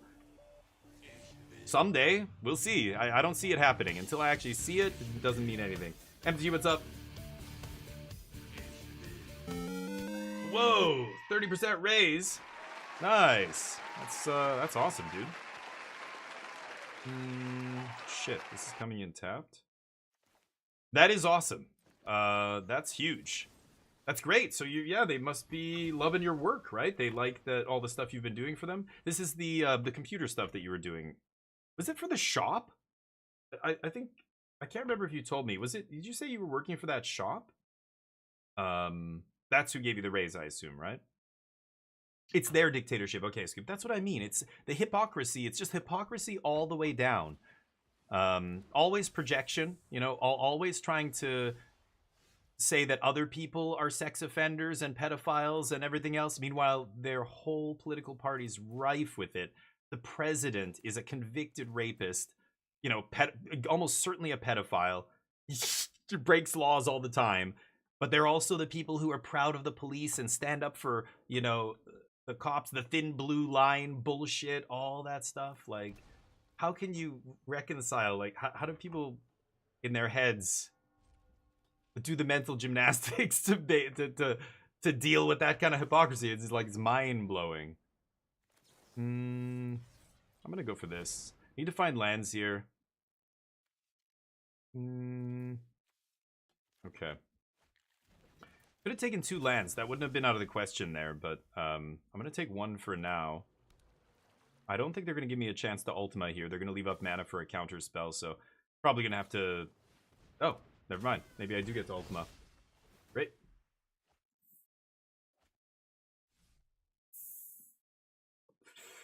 Yeah, Tapo. That's right. Yeah, it's just, at some point, you can't... The excuse jar runs dry. There's no excuse left. Anybody who supports that person that's running the country, that wannabe dictator who's turning the US into a fascist regime, you're on... By supporting that person, you're supporting all the horrible shit that's happening. Like, there's no mental gymnastics that'll get you out of it. So are you a Nazi? Are you a fascist? Are you somebody who wants a dictator as long as the dictator hates the same people that you've been taught to hate? Or do you want to make your country better? I mean, it goes against everything that the States was founded on. And I don't know, I'm Canadian. A lot of people are like, why do you even care? It's like, because I know how the world works. None of this is happening in an isolated vacuum somewhere in space. I'm connected to the US. Everybody's connected to everybody at this point. There's no hiding from politics and the way the world works. I'm gonna die now, I think. Needed lands here. Maybe I should have taken 2 lands, but... Yeah, anyway, I hope that, you know, again, smartphones, things like that never existed when the, you know, Wehrmacht Germany was... you know, rising to power. Hitler's rising to power in Germany and saying all kinds and spreading fear. They had radios in everybody's houses spewing propaganda. But that was after the Nazi Party took power. But even leading up to it, I mean, nothing like smartphones. Like, being able to film the atrocities happening is a big difference. It's why Vietnam, why the U.S. lost the Vietnam War were cameras, right? Okay, I'm going to pass here. I assume they're going to flash something in. Oh, nice. It was the first war that got televised.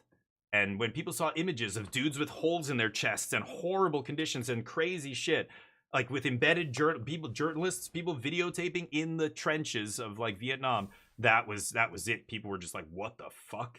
What the fuck is happening right now? No way. And suddenly, huge backlash. As soon as they lost public support for the war, that was it. Don't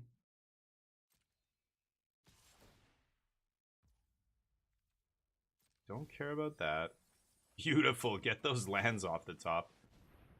flash in Flanky Boy here. I'm gonna gain 2, scry 2. Maybe they kill my guy. I don't really care. But if I get to block, great. They might let me block thinking, you know, their 4/4 is gonna live here anyway, but yeah, they probably want to get in damage. Sure.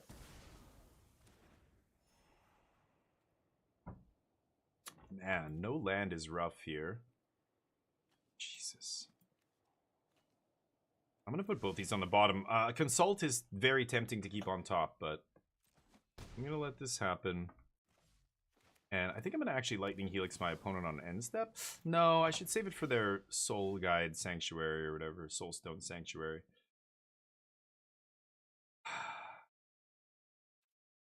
Go. I was hoping to draw land. So let's Tidebind the Restless Reef trigger here. Deep Cavern doesn't matter. Just gonna fire magic that.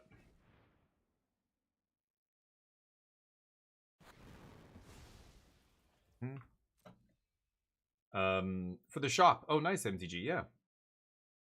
Yeah, right. I mean, and the fact that, yeah, the U.S. has, you know, been the paragon of democracy for years. If you were a small country that was recovering from a dictatorship that just collapsed or a revolution or whatever, you used the American model of democracy as a model for, you know, I mean, it was when they created the Constitution, there had been no country like that in history, right? I mean, the USA was the very first in this kind of experiment of democracy where we're not going to have a king, we're not going to have kings and queens.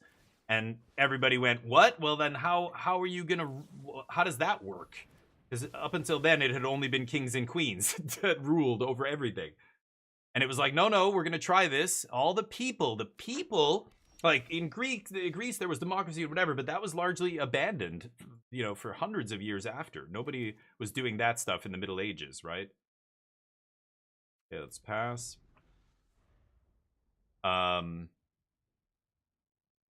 Okay. But the US said, yeah, we're going to try this, and it's going to be hard. And sure enough, there was all kinds of fighting. I mean, there was the American Revolution that happened. Or the Civil War, I mean, not Revolution. Okay, I'm going to let them attack me here. What do I have? 30 cards left. Yeah. Don't mind that. Rookegg, how you doing, buddy? So anyway, it's like, it's almost extra sad to see that happen, you know, there. But, doing well. Good to hear. Good to hear. Are you looking forward to the Pro Tour this weekend? We're going to be watching tomorrow and Saturday, I believe. Maybe I'll even watch Sunday, too. I don't know. But, all right, see if we can pop this guy.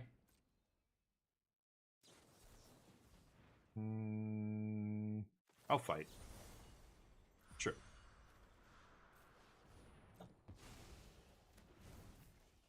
We have 1 card left. Nice. Pass. Just finished a big bowl of pho. Oh, I call it pho, but it's not. It's pho. Pho. Is that how you pronounce it? I'm not even sure. All right, let's check it out.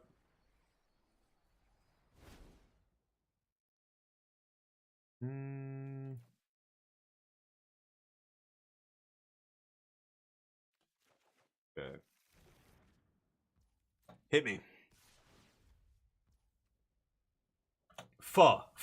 That's it. The hipsters. Yeah, I'm pretty sure that's how it's pronounced, but yeah. You know, I was reading about Vietnam. I've been to Vietnam, and it's, you know, it's a communist country. You have to, before I even traveled there, I had to like get a specific visa in the other country that I was in before I traveled to Vietnam. China's the same. I went to a GP in Beijing once for Magic, a sealed GP.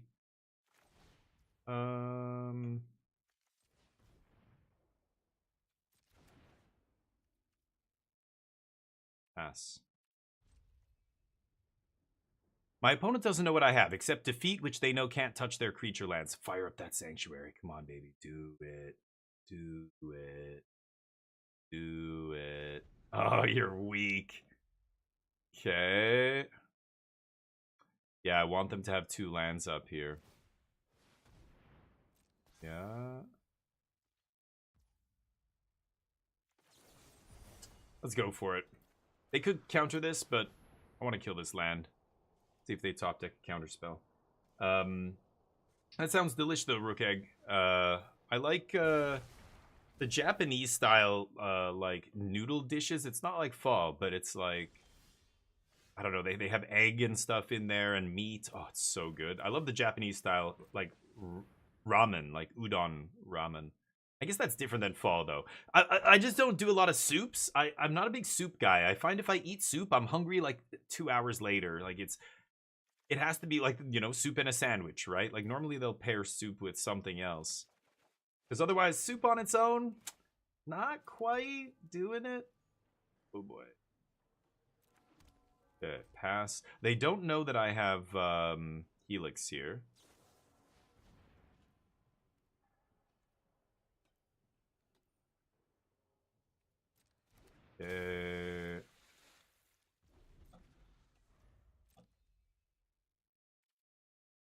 Like it. Oh, that means they drew a counter spell. Okay, spell snare me, I guess. No? Bonus. Okay. Well, now I have Revelation up, and I know they can't counter it, so that's pretty good. I think I'm still going to do it on their upkeep, though.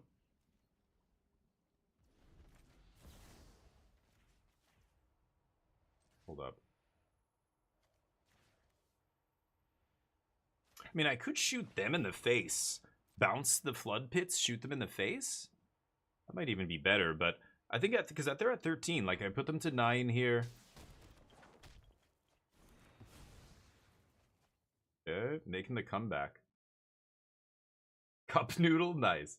Soup and at least a grilled cheese, right? Like I feel like if there's no sandwich to go with it, it's almost not enough. So, but I love the flavor of soup. Soup is delicious. Like I give you that. Should I just Jeskai Revelation here? I feel like leaning on the monks is better.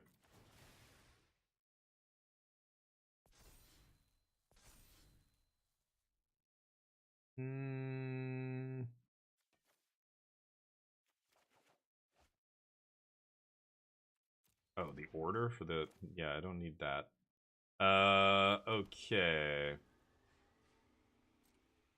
Combat. Let's see if they... Oh. Just one. Just for a second. See how it feels. There. See? That wasn't so bad. 11 HP. Okay, I'm gonna go for another consult. No, I'm gonna go for mystical because they don't have no more lies.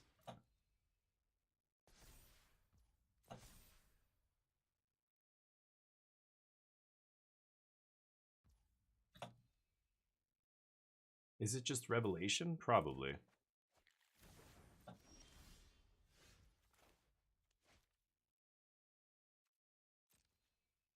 Could kill them here. I think I should probably try. Alright, here we go. You love soup? Made it delicious. Carrot ginger. Ooh, I don't think I've ever had that before. Oh yeah, bread. Yeah. Bread and soup's good. I mean, Portuguese, my grandma used to make soup all the time. My mom still makes it. Like, I like it, but I just need more than that. I don't know. It's never... It feels like it's never enough, this soup. Fire magic?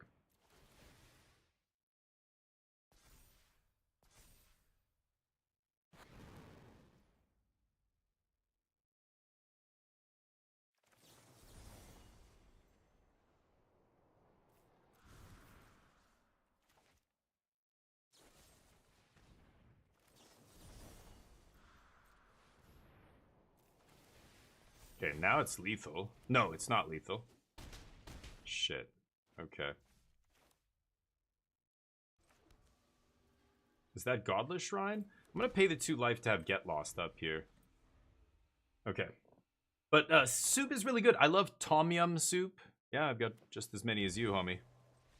I've got Tom Yum soup, or like some Asian soups. Like especially you go to like Thailand or yeah, Vietnam, places like that. Like a lot of the countries that were pretty poor, many of them are still pretty poor countries.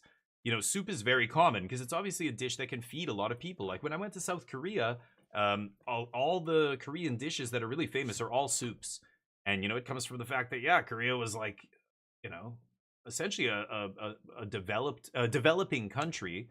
Like what we used to call a third world country. They had the same GDP as like a Central African nation, like totally agrarian, agricultural country. And then they went from that to like the sixth largest economy in the world in like 20-year span because of huge injections of money and just like everything got completely transformed. It's really weird. So Korea's got this really weird culture that's like way behind the times, but the look and the aesthetic and everything is like super modern, I mean, they have stuff that we don't have in Canada. Like I was using a 5G phone in Korea way before 5G existed in Canada and the United States. But the food is still traditional, which is poor person's food, like budae jjigae is essentially all the scraps that are left over, the cheapest bits of meat, throw it all in a pot, and it's like, so it's a traditional like kind of comfort food in Korea. But when you look at it, you're like, what is this? Oh, it came from like US Army soldiers, like giving the people spam, cans of spam and stuff like that, after the Korean War, and people being so poor, like they would take, spam was like a delicacy. Even to this day on Thanksgiving, people will give each other spam as a gift. Like fancy, like regular cans of spam, but like placed in this velvet cushion display in a giant ornate box that's like glass in the front. It's crazy. To me, it's crazy. Okay, let's try that. But I couldn't believe it when I saw the reverence for spam. And then you learn like what the cultural significance like historically is, and you're like, oh yeah, okay. Right, I forgot this. Yeah, it's so like walking in Gangnam with like giant glass and steel skyscrapers and modern everything. You forget that, wait, yeah, like 20 years ago, none of this was all farm fields? Really? Holy shit. That's crazy. But the food, you see it in the food. Spicy food. Like, spicy food makes you feel full. Like, when I have especially in a hot climate, like when you're in Thailand and you have a little bowl of curry, they give it to you and you're like, oh. Like, in my head, I'm like, this little bowl of soup with, like, a little thing of rice. And I'm just like, that's not gonna make me, I'm gonna be hungry in an hour. But it's spicy and it's hot outside and it just, no, I'm not hungry. It takes a while for me to feel hungry again. So in a country like that where, not a lot of people have a lot of money and you want to make the food last and feed as many people as you can, do as much as you can with as little as you can. Soup's great. Soup's a poor person food, right? So in a lot of, it sounds harsh, but in a lot of countries that's why soups are, and spicy food comes from places that, where a lot of people didn't have a lot of money for a long time. Some places they still don't. But, I find it funny, and my wife, like, she's Korean, and she knows this is true, but she doesn't even, like, she's, again, very nationalistic, very proud. She doesn't like talking about this stuff. Like, almost like she's almost embarrassed of her own history, and I'm like, it doesn't matter, Yoonjung, like, these are facts, like, this is history. This is the history of your country. Like, there's no point in, like, trying to pretend that this isn't how it is. Like, this is... It's okay. It's cool. I think it's cool. I think it's a fascinating history. My country has no history. We're only like a couple hundred years old. You could trace Korean dynasties back like thousands and thousands of years. So why are you ashamed? But it's just like this national pride. She just no, like Korean people don't like, especially younger generations don't like acknowledging that cultural gap and that wealth gap, that the country used to be so poor and run by a dictator as early as the 80s, right? The what's his name? Park Geun-hye's father, she became president much later. He got assassinated, right? The dictator. And then his daughter becomes president like 30 years later. Is wild. She gets impeached, of course. She's a horrible, corrupt politician, had no business being in power. Really interesting. I don't know. I think the history of Korea is wild. The political history is insane. When I first moved there, the president killed himself, like shortly before I got there, and people were talking about it, and I was just like, "Whoa, the president!" And like, so of course, a lot of his loyalists said, "No, he had a hiking accident. He fell off a cliff. He fell off a cliff." and the facts come out that he was in debt, his family was being investigated for corruption, he was rotten to the core, and he killed himself. Because in Korea, that's what happens. If you kill yourself, the criminal charges against your family get dropped. Kind of like in the States when you become president, it doesn't matter how many crimes you've committed on the way there. As soon as you become president, you are immune to prosecution, which is so fucked up. That no country's leader should ever be immune to prosecution, ever, right? I mean, that has to be a cornerstone of democracy, right? Like the leader can never be an untouchable king. It's just like when religion ruled us and stuff, right? Like the Pope, or, you know, countries who made it out like their leader was divinely appointed. So even when it looked like they fucked up, they didn't really fuck up. It's just you don't understand. You don't know God's plan. Trust me, okay? God works through this glorious leader. So even though it looks like they're incompetent, they're just playing 5D chess. Like, right, okay. Anyway, criminals should go to jail is kind of what I'm saying. Doesn't matter who you are. President of the country, etc. Anyway, in Korea, yeah, multiple presidents, like that guy killed himself, multiple went to prison. Yeah, all action over here, baby. All action. Could still win this, but very unlikely. I would need to draw, like, my opponent have 3 lands in their hand, and I draw Ultima right now. I can't even make it uncounterable. So, yeah. Doesn't matter here. Assume this is going to get countered, or my Day of Judgment will get countered if I can even find one. Nope. Game 3. 8-bit fire explosion sound effect. Yeah, the fire when I cast fire magic. Yeah, it's good. I didn't really sideboard here. I'm not really paying too much attention. This seems good. Let's try Unagi here. Got 1 Revelation. Actually, I'll try 1 Shitong too. I'll cut Teachings.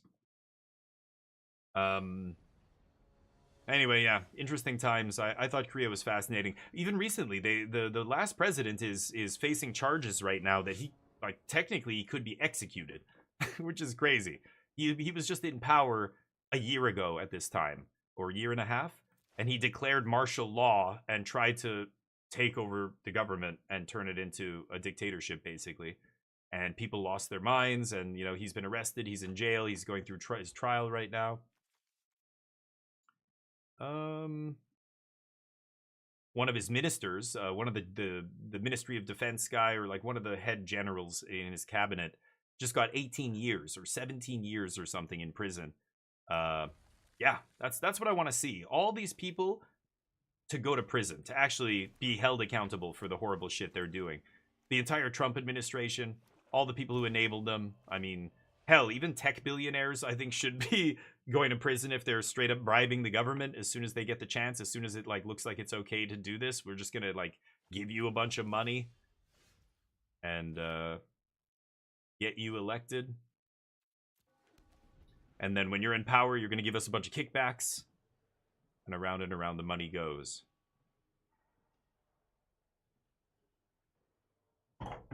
Crazy times. Yep. Anywho, I'm a humanist, god damn it. I'm an optimist. I know that we are gonna be better, and this will end. This too will pass. And when it does, we can use these horrible times as a template for what not to do. We can make sure that this kind of shit doesn't happen again. Right? I think I'm just gonna take... I should take 2 land here. I'm gonna take defeat, though. It sucks, but, you know, the reason we work together on talking down countries from making nuclear weapons is because it got so bad that the world almost ended. You know, we're stupid. We're very reactive creatures. We know proactively what's gonna happen. Like, anybody who has half a brain, who's read a history book, knows what was happening in the States before it all happened. Wait, what? Am I not? Oh, because the white and the black are on the same land? Oh. Okay. Right. Okay, I thought I was going to defeat Kaito here, and I can't, apparently. Got it. At me, bro. I think we're going to use this and say, this shit can never happen again. One asshole just took over the government and nobody wanted to stand in his way because he was a populist, and it turns out we have a lot of racist, you know, misogynistic or homophobic pieces of shit in this country who supported him. But more importantly, none of our politicians stood up and did anything. The courts just completely folded. Okay, here's, after this, we institute age limits for senators and congresspeople. We institute a rotating Supreme Court, no lifetime appointments, or 12, or, you know, it has to be, I don't know, fix all that shit. Fix the electoral system. Like, this is a chance for the US to refine its initial experiment that has now gone awry, right? Things are so far off the rails. Let's get back. We can make it better than it was before. It's always like this. It's got to be, it's darkest before the dawn, right? It's really dark, and it's going to get darker, but at some point it will change, and when it does, that's the opportunity to make sure that this kind of shit never happens again.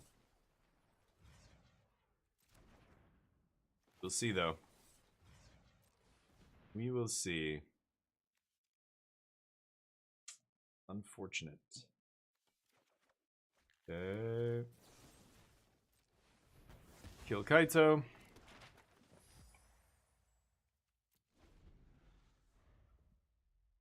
Anyway, I hope it happens.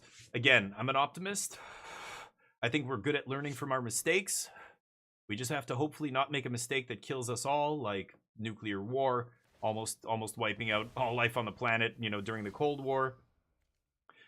But I think the reason, you know, Russia and the United States, like, I was listening to an excellent history podcast. A guy was talking about why he thinks the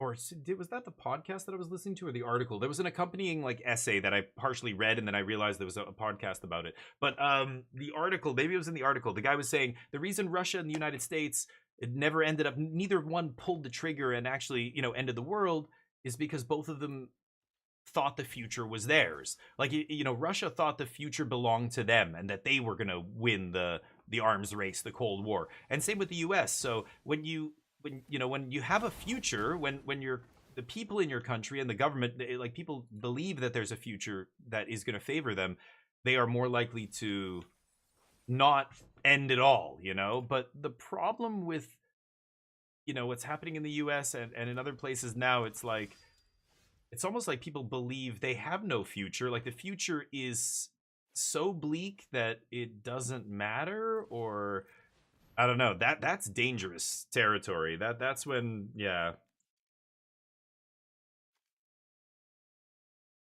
So I'll take Hollowed Fountain. That's when stuff starts to really slide.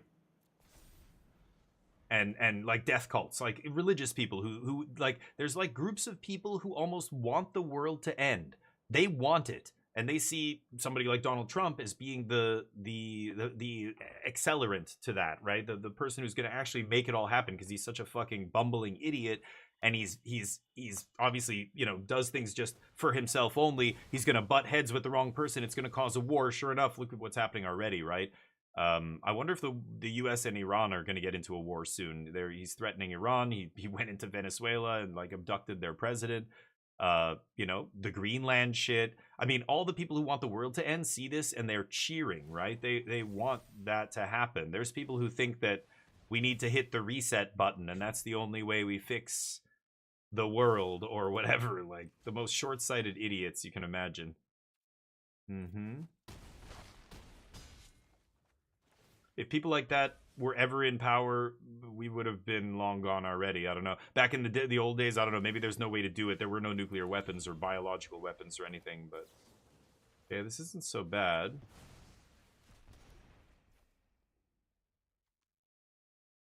Oh, it's the emblem. Oh, right.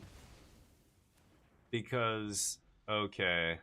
I thought for some reason Kaito was pumping it, but then I realized, wait, no, if I kill Kaito, this doesn't go back to a 3-3.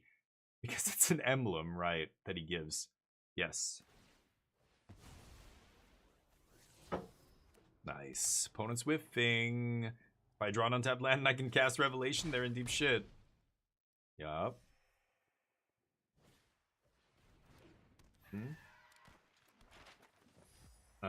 Some really messed up stuff happened here during the convoy that really fucked me up. No shit. Wait, where? The convoy? You mean in Canada?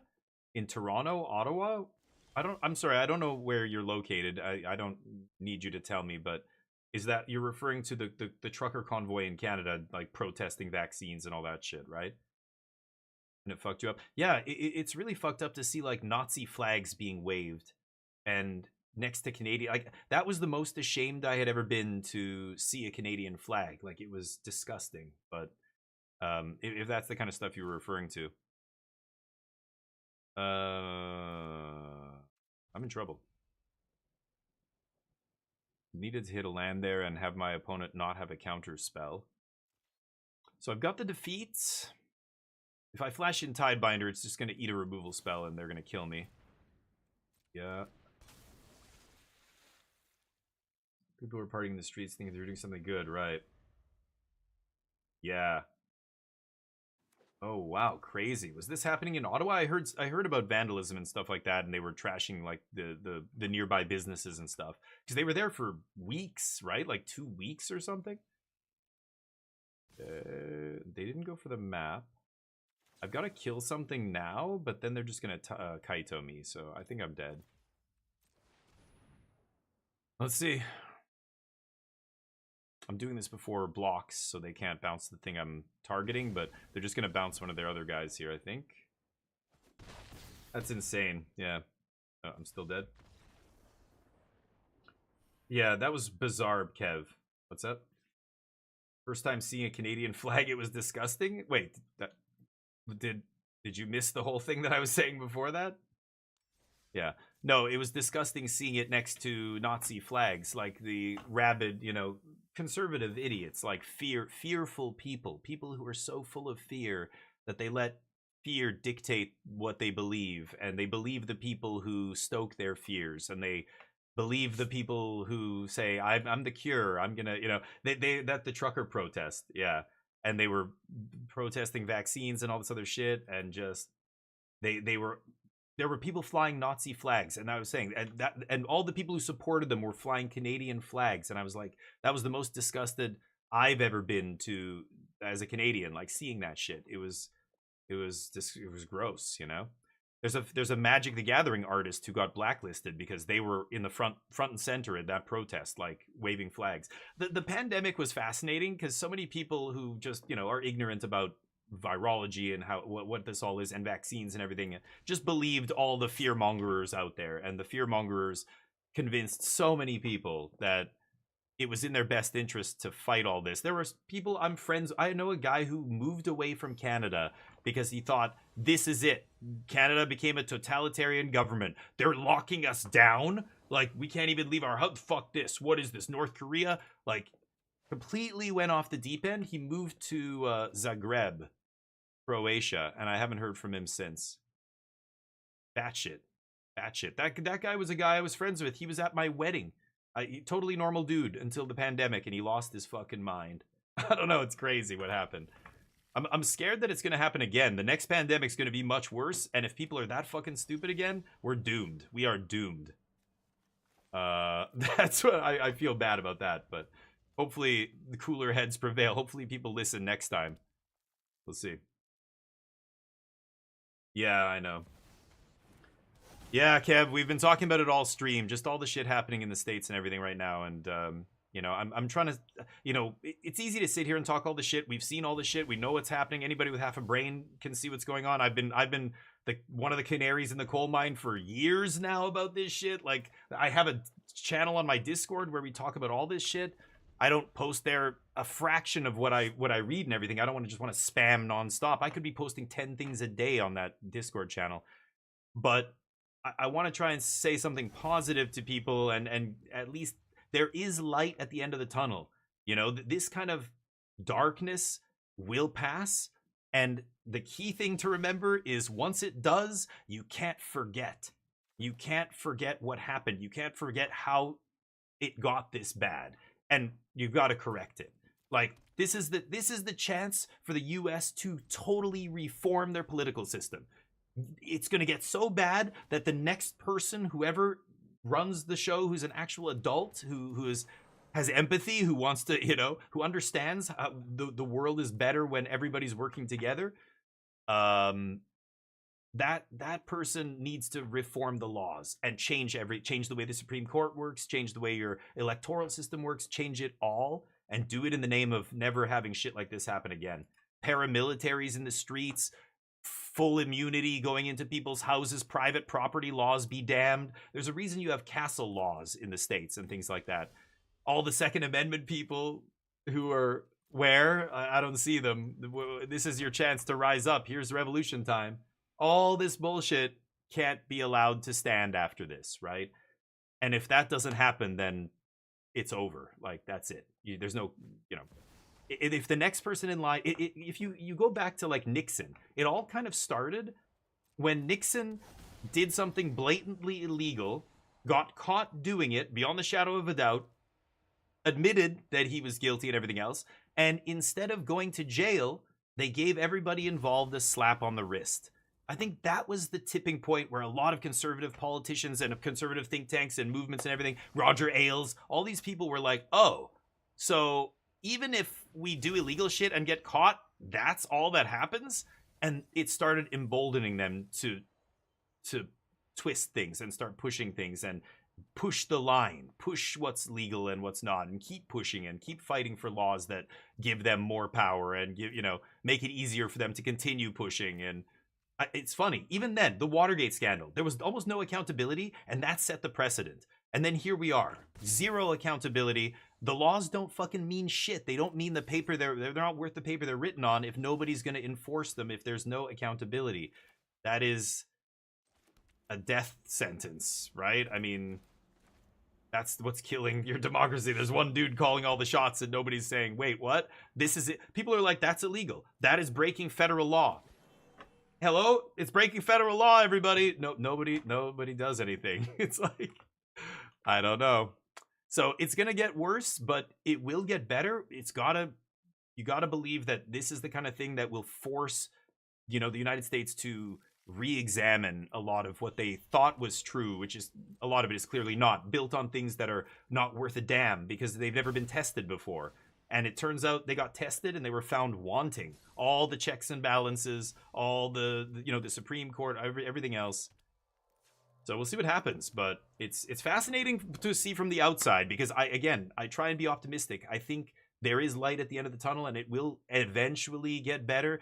Just like we had to come to the brink of wiping out civilization with the nuclear weapons before people went, what the fuck are we doing? What are we doing? You have 5,000 nukes? You have 5,000 nukes? We gotta stop making more nukes. You need to destroy 3,000 of those nukes right now. Same with you. Like, this is literally what happened. It had to get that bad to the point where there was almost false alarms that triggered nuclear war that would have ended civilization as we know it. And we finally went, okay, fucking what? We gotta stop this. It's kind of like that, right? We're really dumb human beings. It's got to get so bad before we decide to do something about it, and that's kind of what's happening right now. Hey Mojo, what's up? I lose. Where are all my sweepers? I don't know. I can't draw a sweeper. So good luck. I honestly mean that. Go out, protest, fight, call your local politician, vote. At the fucking bare minimum, vote. I constantly say this on my channel. Voting is a privilege, not a right. You think you have the right to vote, so you think you can just squander it because it'll always be there? No, you're lucky if you're the kind of person who lives in a country that you have the privilege of voting. So many people do not have the privilege of voting. They live in Vietnam or China or, North Korea or Russia or et cetera, et cetera. I mean, some of those countries, they go through the motions, right? They pretend like they're having a vote, but it's a joke. Like, I think in Vietnam, it's the Communist Party wins 99% of the vote every time. Something like that. It's so ludicrous, but... okay, so let's bring in the Graveyard Hate. I'm debating Tidebinder here. I think I'm going to keep in Teachings. I'll take out Fire Magic. Sweepers are okay, too. I think I'm going to take out the Counter Magic. I can bring in Tidebinder. It's kind of tempting to just shut off the shut off the triggers on even something like a Bookworm is pretty good. Mojo, what's new, man? How's life? Yeah. Hey, Jub, how you doing? Sorry, I'm ranting. I just, it's hard. I just, I feel very passionately about these things, and yeah, that's why I ramble. Anyway, let's play these games. We're only going to be streaming for another maybe hour or so. Unfortunately, I can't go long today, but yeah, doing well. Started playing. Oh, nice, Arkham City. Yeah.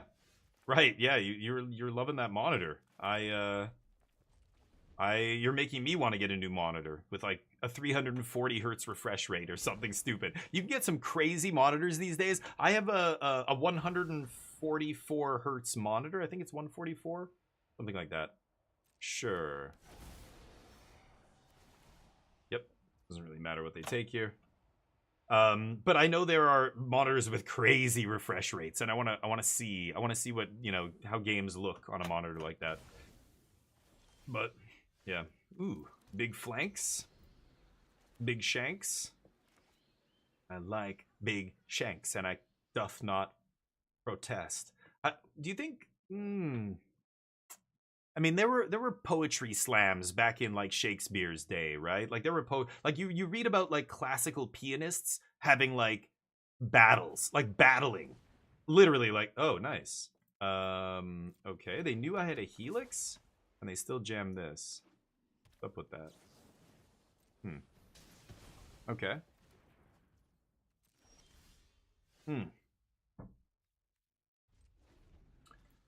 Well, I think I'm going to leave up flanker here.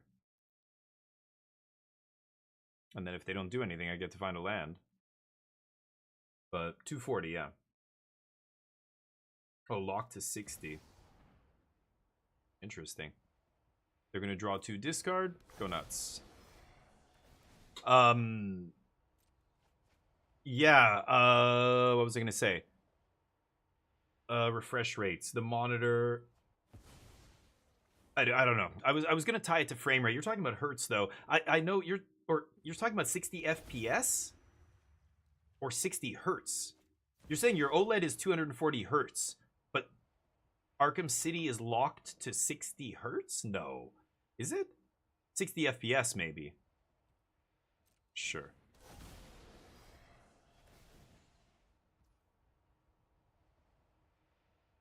Doesn't really matter what they take here. Pick one of my flankers. But yeah, I really dislike the console games. My brother, you know, he makes video games and everything, but he prefers the game on a console. And I keep telling him, like, man, I don't know. I don't like the games that, like, PS5 Spider-Man or whatever, they lock it to 30 FPS. Or you can, what is it? It's called performance mode. Or you can play it in 60 FPS, and it'll probably run like shit. Like, what? I'm just gonna do this now. Yeah, I'm just gonna do this now.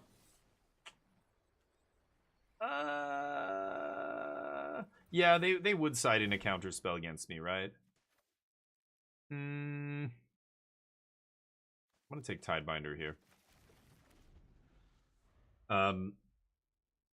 Is it the same as being locked at 60 hertz? What? Really? Yeah, 60 FPS in City. I don't think it's 1-to-1 like that, is it? Hertz and FPS?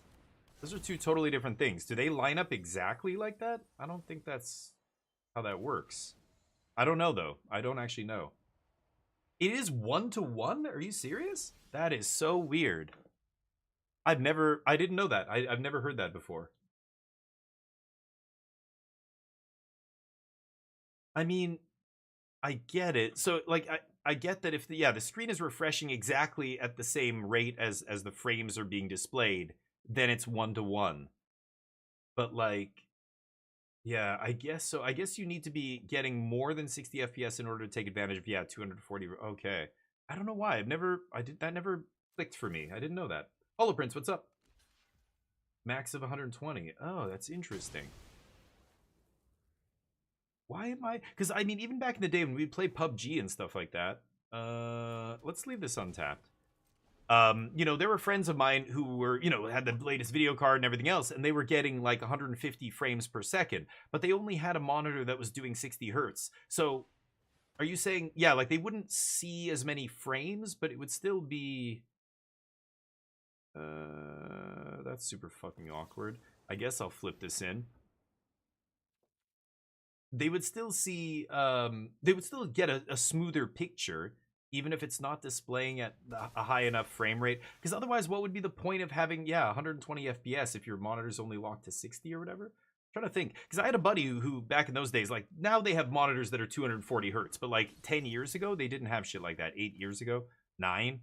Oh, well, PUBG's like at least 9 years old. I feel like I've been playing it for almost 10 years now. Okay, well, now I have Revelation up, so I don't think we can lose. Oh, no, I don't. What am I saying? I only have 6 mana. It's going good, Holoprince. Thank you. Going well, I should say. Yeah, I don't know why, Kev, but I had no idea. That never... Like, I didn't put 2 and 2 together in my head. I know, obviously, what frame rate is, and the hertz... I didn't think it was tied to exactly frames, but I know it's the refresh rate of the monitor, but for some reason I thought the monitor would always be refreshing faster than the number of frames being displayed. But it is just straight up limited. That's so weird. But anyway, hold on. Did I kill this thing? Not coming back yet or anything. Nah. Let's do this. Just got home after a long day at school. Cooking dinner, nice. Sorry to hear about the long day, that kind of sucks. But hey, weekend's almost here, and it's a Pro Tour weekend. To player. Oh, did they cite in Spell Snare? Maybe I should have, Nope. Oh. For some reason it was on me. That was weird. I guess I have to take a land here. 1/1. Okay, we have a lot of white. I'll take another blue.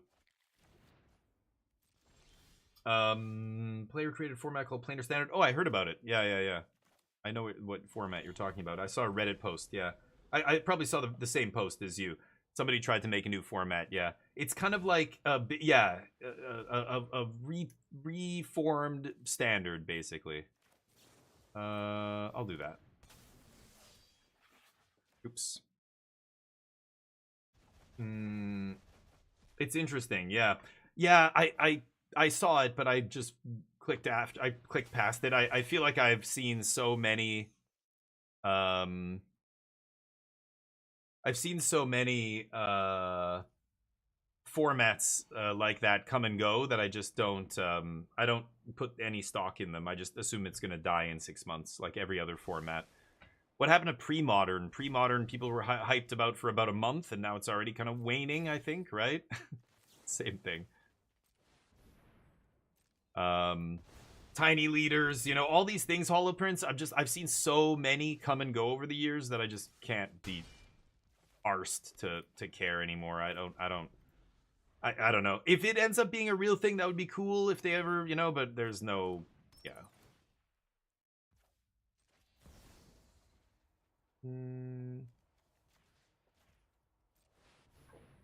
All right.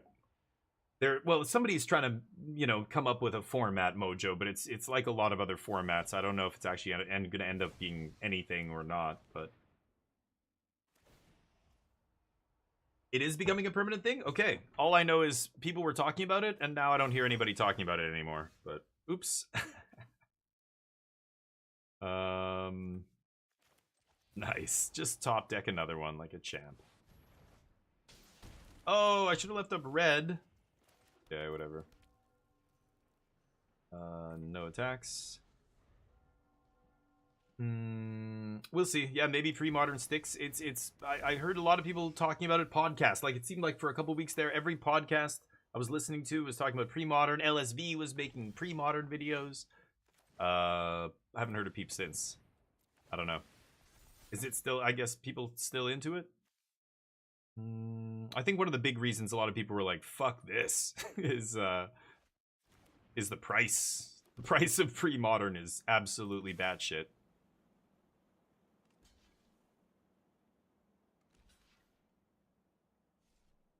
Oops. Got him.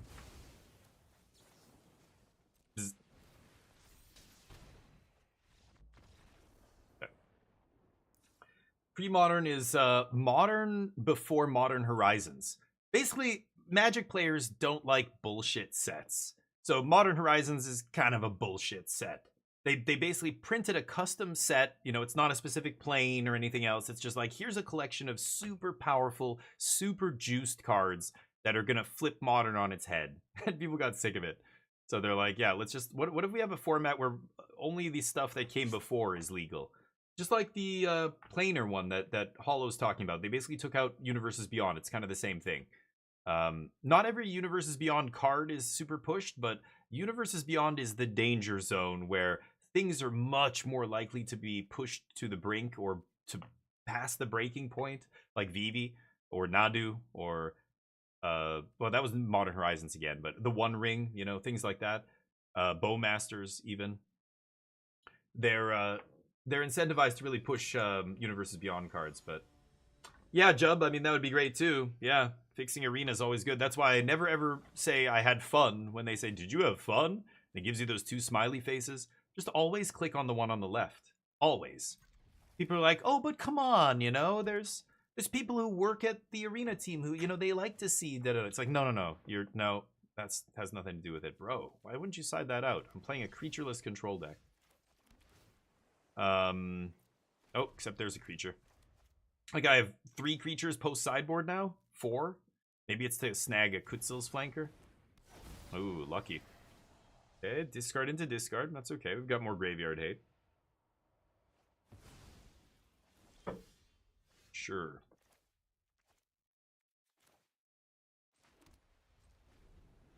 Okay, kill a bookworm or whatever, if that's what they have here. But yeah, standard with Moxen. Yeah, so pre-modern is expensive as shit. Like, pre-modern is some of the decks are crazy expensive in real life, but Mox Diamond is legal in that format. Like, Mox Diamond is, well, go look it up. I don't even know how much it is now. Hundreds and hundreds of dollars for 1, and you need 4. Even things like Serra Sanctum, is that what it's called? Like, there's stuff that like the Enchantress deck plays, or Enchanties or whatever. There's some old like Alarin like enchantment. I don't know, some deck that's legal in that format that's old. One of those enchantment decks, and some of those enchantments have never been reprinted. I think it's Serra's Sanctum is crazy expensive. And just random shit like that, you know, I don't know, Standstill, or I don't know, some of these old legacy staples, like a lot of them are really expensive. You're playing with, you know, stuff that's on the reserved list and stuff, or the non-reprint list. I don't know. It's kind of silly to me to make a new format that's even more expensive than the current format it's trying to, you know, correct or whatever. Rectify. But that's why planar standard, that sounds interesting. It was probably way less expensive than non-planar standard, but it is funny when you look at the number of cards in standard that sees play from each set. It's interesting to see the breakdown of different sets. Like, since Duskmourn came out, Duskmourn has had more cards in play in standard than almost any other set. And then Bloomburrow's up there like second or third. I can't remember what the other ones are. But there's a whole like ranking somebody put online. I saw the graph. I'm gonna put this in tapped, and it was really interesting. I had no idea. I'm Duskmourn. I was like, oh yeah, I mean the Overlord saw play for a long time, but they've fallen off months and months ago. I haven't seen. I mean, Overlord of the Baelmerk sneaks in the odd deck or whatever, but all the other Overlords, I barely see them in the top tiers of standard. So interesting. Anyway. So taking out Universes Beyond, kind of, you know, I don't know, what's the point? I've got to name white here, don't I? Like, most of the cards that see play in standard aren't from Universes Beyond, but some of the big power spike cards were, so I could see wanting to cut those. I don't know. LGS is getting to Pioneer. It really? Whoa. It's kind of, that's why I'm surprised they're getting into Pioneer. Most Pioneer tournaments have ended. Nobody really plays Pioneer because Wizards hasn't had a big Pioneer tournament or regional championship qualifier or regional championship in Pioneer in, well, 2 years. They said last year, you know, they're not going to have any, and then they said again this year, nope, not having it. So, I don't know.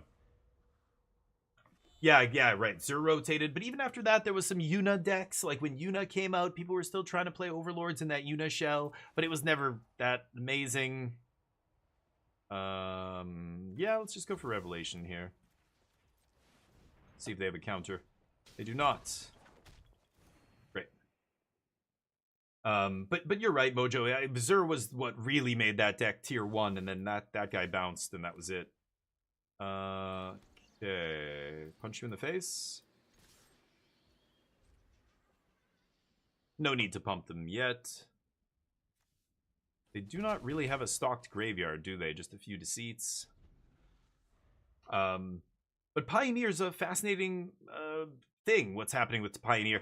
Honestly, like, okay, so the weird thing about Pioneer right now, because Wizards has basically abandoned it, this is going to be... What did they pay for this? Oh, they didn't pay double blue. So even if they copy an Overlord here, or a Deceit, they're not going to get both triggers. Are they just going to copy a Bookworm? Let's see. No way, right? Might be a Bookworm here. That's wild. So they paid double black here, yeah.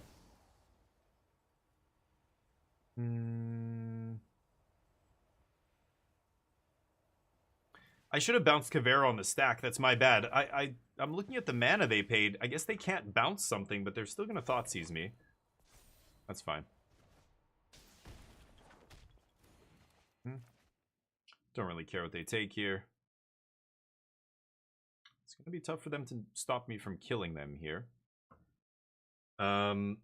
But yeah, Pioneer is weird because Wizards abandoned it. So right now, Pioneer is in this weird limbo where there is no metagame. Nobody really knows what the best decks are because there's no tournament data. There's no reason for the people who break formats to give a shit about Pioneer. So none of the big grinders and serious pros are touching Pioneer. Like, why? If you're a pro Magic player, you got to focus on your relevant tournaments and events that are coming up, which is Standard, Modern, and Limited. And that's it.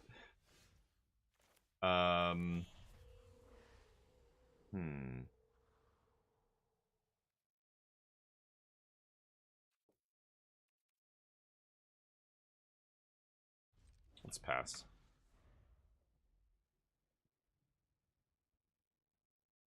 They've got to make moves here, not me.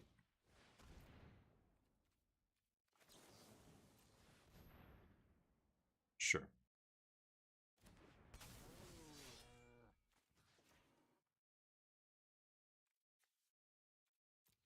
Coming in as a Tidebinder?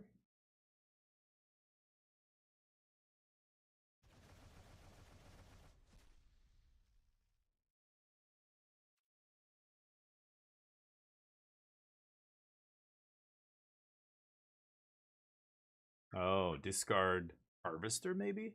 And then come in as a Harvester? Kind of interesting. Gonna stifle it, but...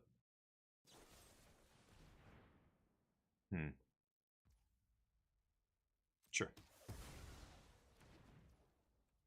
Yep.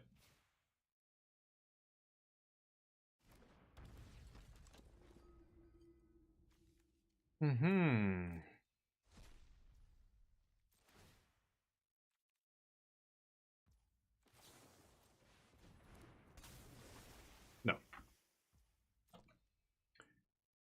Attacks? Didn't think so.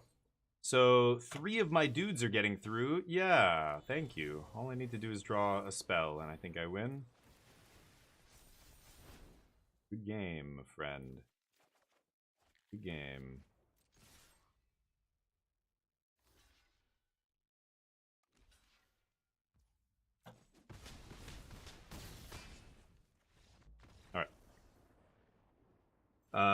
Delete it if you'd like, but for those curious, this is the red post. Yeah, nice. They deleted it? Why? Yeah, that was what I saw. This planar standard that this... I didn't read the whole thing. They laid it all out. There was a huge, like, post they made, a big, long thing explaining what it was and everything. But anyway, Pioneer's fascinating. Nobody really knows what's good or anything, but what I was going to say about Pioneer and why I'm kind of like face-palming a little bit, a lot of people are having fun right now playing Pioneer because it's not format that matters to anybody who, you know, cares about Magic. Like the pros and all the deck builders, everybody, nobody gives a shit about Pioneer. So right now, people playing Pioneer are probably having a blast. Lots of different decks, people playing all kinds of homebrews, who knows. But I think one of the issues that maybe one of the reasons that Wizards abandoned Pioneer is they know that Pioneer is basically going to be standard, but just like the most busted shit that's already banned from standard, right? Like, isn't Pioneer just going to be all VV decks with Corey Steelcutter and This Town Ain't Big Enough and like all the banned cards from standard?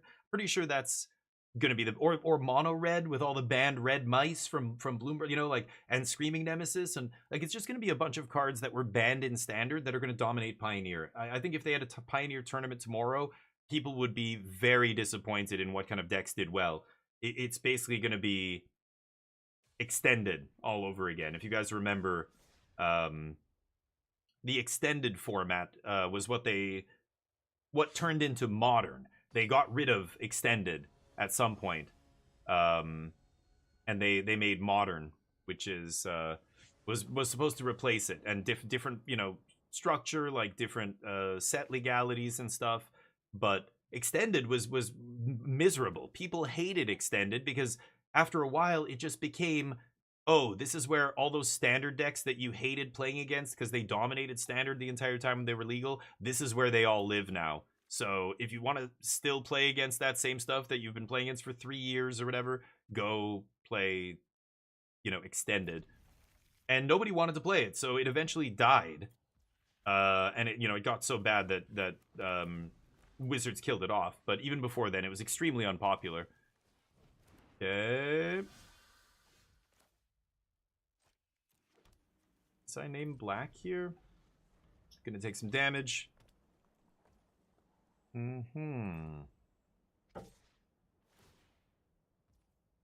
Yeah.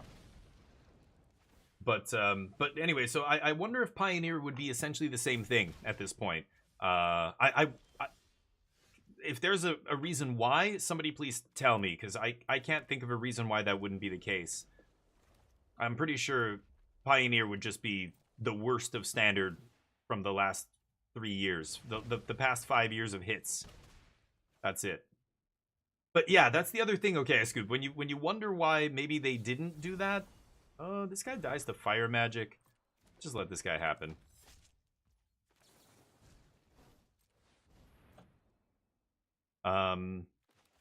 You know, maybe that's it too. Maybe they're going, yeah, like standard's already this, you know, as powerful as Pioneer. So what's the point of having a Pioneer and a standard?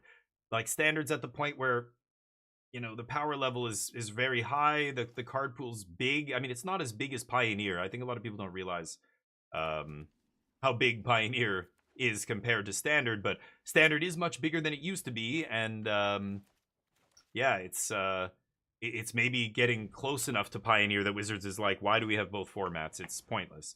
Just go standard to modern, you know? Okay. Take some damage.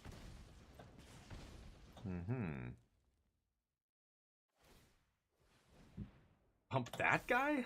Oh, okay. So I could consult here. I think I'm going to do this, actually. Okay, I can discard this, have second white come in, or I already have 2 white, but have land come in untapped, sweep. Let's see what happens after this. Pioneer's not healthy. Mojo, you checked? Yeah, I mean, I don't know. I just, like, nobody knows. Like, you can tell me what you experienced. Maybe you can say, oh, I played against nothing but this or that or whatever. But that doesn't mean anything, right? I mean, that doesn't help us determine if that is that the metagame, or is that just what you saw in your very tiny small sample size, right? Okay. We need a proper tournament. We need a big tournament with a lot of players, a lot of pros trying to actually, you know, here's a $50,000 Pioneer tournament. Bam. We'd have a metagame immediately, overnight. Like, that's it. That's all it would take. Come on, Jeskai Revelation, where you at? White. 4 white. Yeah, I'm gonna name blue here. Go. Pencil's Flanker gains 2 draws, or scries 2. Hopefully finds... Oh, hi, Mark. Jesus Christ. I'm gonna take 6. So let's flash this guy in.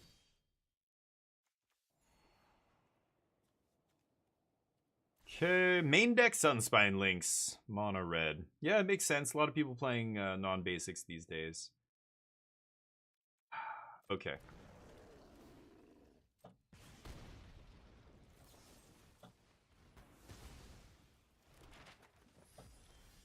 God damn it.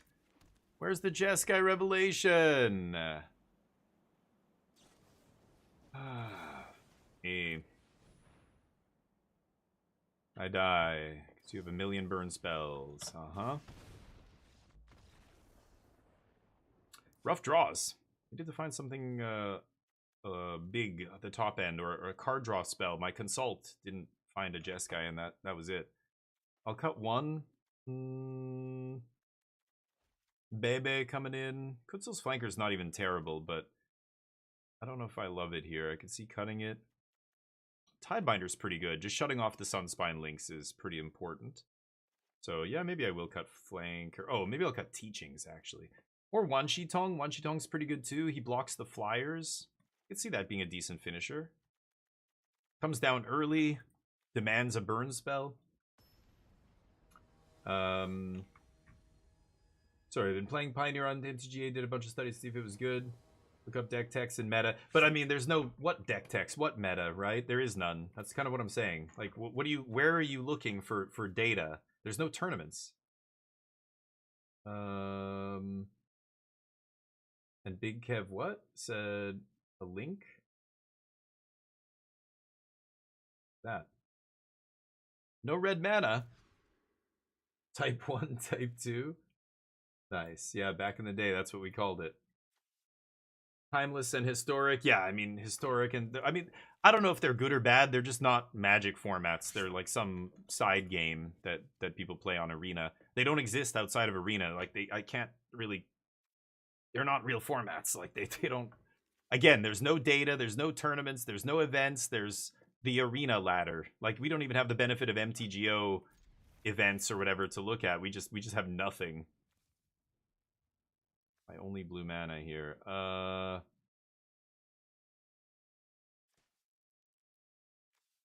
Okay, let's try that. This comes in mountain or forest, right? Okay, so this is going to come in tapped. Bird. Okay.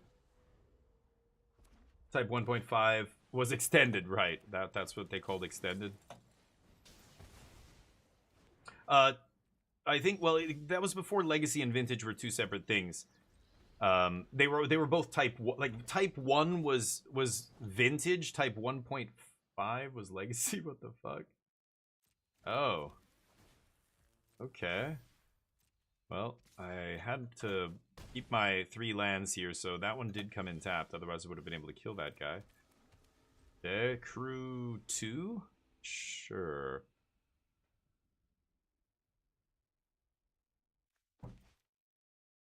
Hopefully they play a 2-drop, and then I can Fire Magic both their things here.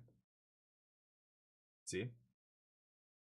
Type 1 was Vintage, Type 1.5 was Legacy, and then Type 2 was everything else, was Standard, basically, was the only other format. Yeah. Yeah, untapped results, right. So, like, stuff like that is not good enough. Like, it's just like, when you go to these websites like MTGA Zone, people are just like, but MTGA Zone says it's this. It's like, yeah, but... Where do you think they get their data from? Not from Wizards. Wizards of the Coast gives nobody access to their data. Zero. Impossible to know. So all these websites can do is ask their users to download their software or to report on their websites, like Untapped.gg, which I use. I like Untapped. It records everything. But out of all the Magic players who are playing Pioneer, for example, on Arena, how many of them do you think are using Untapped? A generous estimate would be like 5% of the players. I would be shocked if it was even that high. It's probably like 3% or less. So you take that little 5%, 3%, whatever of data for Pioneer, and it could still be hundreds of players, hundreds of, you know, decks or whatever, or like matches, etc. but it's still a fraction of what's actually being played. So you're just never getting a clear picture of the actual metagame. You're seeing a tiny sliver. And that's the problem. That's it. That's the issue. And that's why you can't take any of that stuff seriously. It's all just big fat grain of salt. Maybe it could be one of those decks that are Untapped is saying is the most winning deck in Pioneer. Maybe that's true, but we have no idea. There's no way to know, right? So the problem, 17 lands, same thing. I mean, 17 lands has tons of people using it, limited players, but it's still a fraction of the limited players drafting on Arena. It's a tiny portion, 10% or less. Like it's why data is really dangerous, because people don't understand data, and data can easily be twisted to make one thing look true or another thing look true. Or my favorite one is violent crime. When violent crime goes up, people eat more ice cream. I don't know how many people know this, but these are facts, nationally tracked, in many democratic countries. Ice cream consumption is directly proportional to violent crime. When one goes up, the other goes up. When one goes down, the other goes down. They follow each other. So you could say that, yeah, ice cream creates violent criminals. That's what, you could say that by looking at the data. But the reality is, it's just pure coincidence. Those things both trend the same because of outside factors like the weather. When it's hot, people eat more ice cream. When it's hot, people commit more violent crimes. That's actually true across the globe. We know when temperature rises, when there's certain things like that, crime goes up. People are more surly. People are more irritable. There's more domestic violence. There are more murders and things like that when it gets really hot. But again, ice cream and murder is not correlated. It just looks that way because you look at the data and it looks identical. That kind of stuff. Correlation is not causation, exactly. So with 17 lands, like, I'm getting into discussions and people are like, but 17 lands says this, as if it's like 1 + 1 is 2, like it's a fact. It's like, wait, what? 17 lands is not fact. You have to take all of that with a big grain of salt. In fact, I don't even look at 17 lands for the first 2 weeks of a format. Just don't even look at it. And then after that, there's some things we could probably say are mostly true by looking at the data.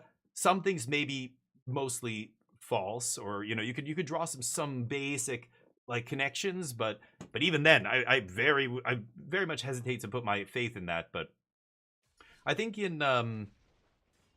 for a lot of new players, though, in Magic, when you're a new player, you kind of want the TLDR. You want the shortcut. Like, tell me how to be a good drafter. Oh, I can just look at the data. Oh, I should pick these cards. These ones have the highest win rates. Okay, I'm gonna take those every draft. It's like, no. You're gonna draft terrible decks if you do that. Don't just take the high win rate cards in each pack. You've got to understand, like, you have no intuition for this game, so you're relying on the data, and that's a trap.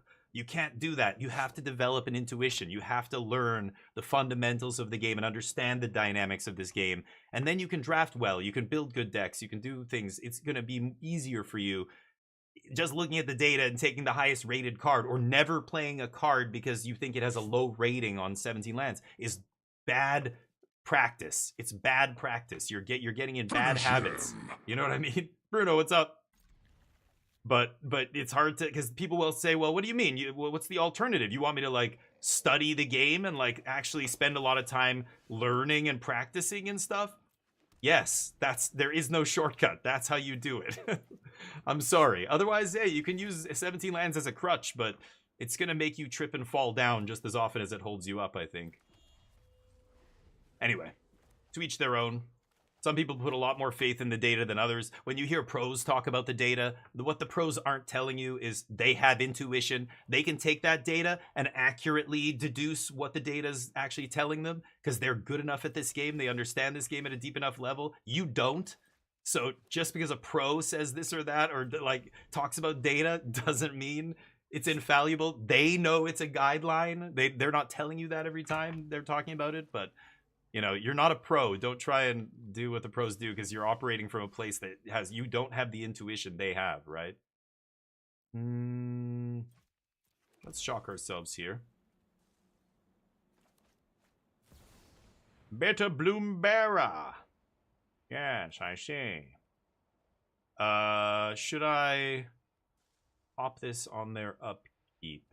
It's gonna trigger. I'd rather do it now, but I'm pretty sure they've got another play here. We'll see what happens. Bzz. Pie time. It's pie time we end this. What are you gonna play here? Can pay 2 mana for your shoddy counter spell. Phantom Interference. They could have Spell Snare. Kill their own dude. I allow it. Huh. Bold move, Cotton. See if it pays off for him. Kill my own dude, they say. You're not gonna go for that reef, you crazy son of a bitch, are you? That would be bananas. Okay. They would have gotten punished real hard there. I do like one more white mana here. I do want to play a triple white spell at some point. Let's see. Bruto, how's life? What are you posting here? Spurious correlations? What is this? Oh. Okay, I see. Yeah. Burglaries tied to the first name Catherine. I love it. I didn't know there was a site like that, but yes, that is exactly. That's it. That's the one right there. How do I do this? I want to Ultima all of this away. 'Tis awkward. Okay, I'm gonna let this resolve. I don't want to use Get Lost here. I want to save Get Lost for the Restless Reef. I want to cast Ultima to wipe this. But, yeah, if they go straight to combat here, I'm going to flash in the Flanker and see if they kill this. It ties up some of their mana. I can still kill the Curiosity with Get Lost if I want. Presume they're just going to kill this now, right? Scry 2. I need lands.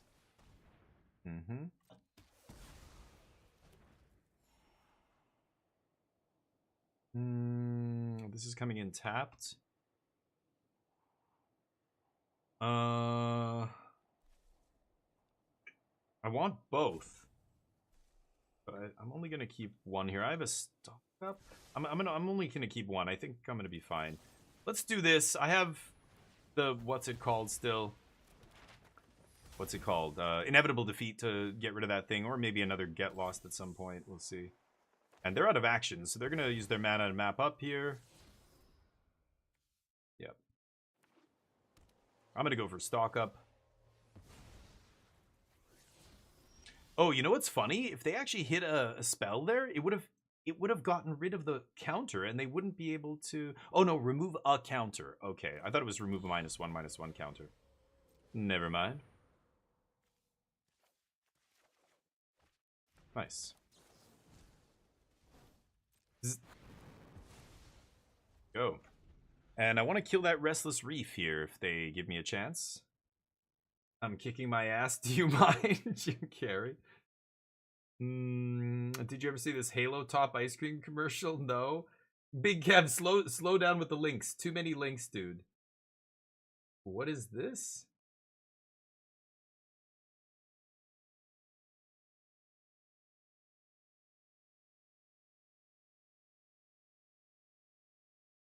I have no idea what that is. There's some excellent Japanese commercials that I really like.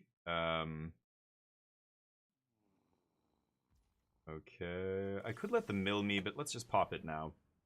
My ringtone on my phone is the Long Man jingle from Sakeru Gum. The Sakeru Gum commercials are absolutely some of the best viral advertising I've ever seen. And Japan is so good for this stuff. I think it's called Sakeru Gum commercial. They did a series. Yeah. Here. Check this out.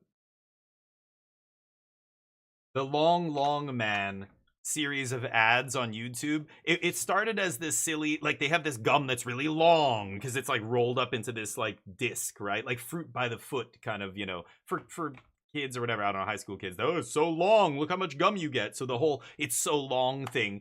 They decided to do this kind of skit. Long Man shows up every time this couple they're doing something and the guy breaks out his gum. Long Man shows up in the background and the girl's like, oh my god, it's Long Man. And it was so funny. They did a whole series of commercials over like a couple of years, and the story arc is so good. It's like you got to just watch the whole series. It's just a bunch of commercials, but they're all kind of linked. And at the end, the last one is so good. But so I thought it was hilarious. There's another Japanese company that did something similar with this guy who he keeps trying to like I can't remember exactly what it is. Like he keeps trying to buy something, or no, he keeps trying to like DIY stuff that his wife and other people are just like, just buy one on Amazon, the Japanese Amazon or whatever, like something like that. Like just buy it on here. But he keeps trying to do it himself and screwing it up and like hurting himself and all this stuff. Let's bring in Unagi. I'm gonna cut one revelation.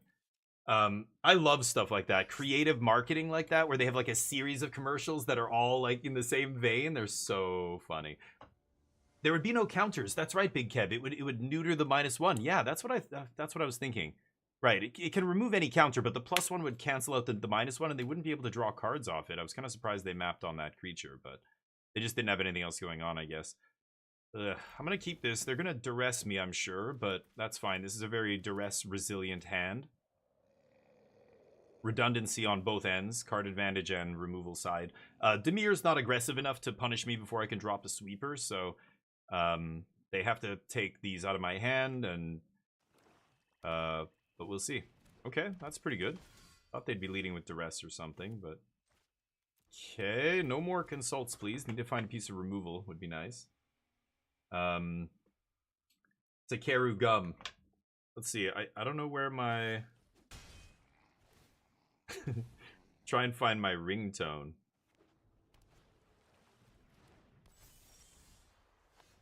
This.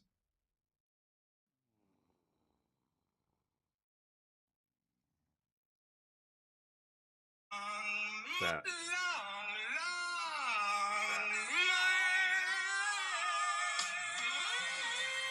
Oh, now it's echoing. Hold on. That's it.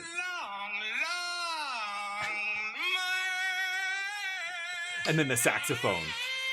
And he's like, long. And he comes in, he's so funny. So that was my ringtone for years. I haven't changed it since, I don't know, 12 years ago or whenever that series of commercials came out. I guess I'll do this. Am I gonna Helix Nuisance? I don't even think I will. I'm gonna just kill this idiot. That's the long man jingle that I have still as my ringtone, and it makes people get really weirded out when they hear it. Like if I don't have my phone on vibrate and my phone's sitting there, and suddenly it goes long man, it does the whole thing. People look and go, what the fuck is that? What is that? And then I enlighten them, and they're like, whoa, long man, this is great. Tommy Lee Jones, yeah, he did oh, hold on, I don't have black, do I? I'm gonna ditch this. He did Suntory. They make alcohol and coffee and a bunch of different stuff in Japan. He did, yeah. You see his and Boss, yeah. But he did stuff for Suntory too. I think Arnold Schwarzenegger did one way back in the day. You can find some old commercial with him, but those are just boring commercials. Those are just like your average, typical commercial like you'd see in Canada or the States or whatever. The ones that are truly Japanese are the really weird ones, like Long Man. That whole series is so wild. It's such a roller coaster. And this other one, I can't remember the name. Now I've got to find it. It's like this guy. I think he keeps trying to like impress a girl or his girlfriend or something, and he keeps trying to like do shit himself and screwing it up. I can't remember what it's called.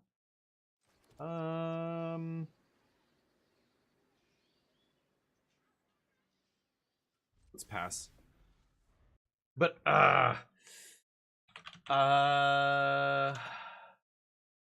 and I'll never remember the name.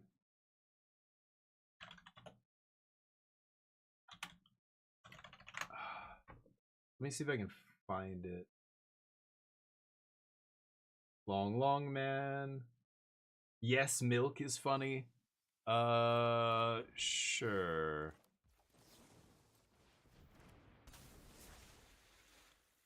Ugh. I don't know if I'm ever gonna find it. I don't know. I gotta go find it. I don't know what the company's called. I'm looking at thumbnails, but I don't see it. It was so funny. It was in the same vein as like Long Man. No blocks. Make it Suntory time, yeah. My friend did a tour of the distillery, the Suntory. Japanese whiskey's excellent, by the way. If you've never had Yamazaki or Suntory's okay, but like they have some nice single malt Japanese whiskeys that are like award winning. They're phenomenal. Okay, let's slap. How could she slap?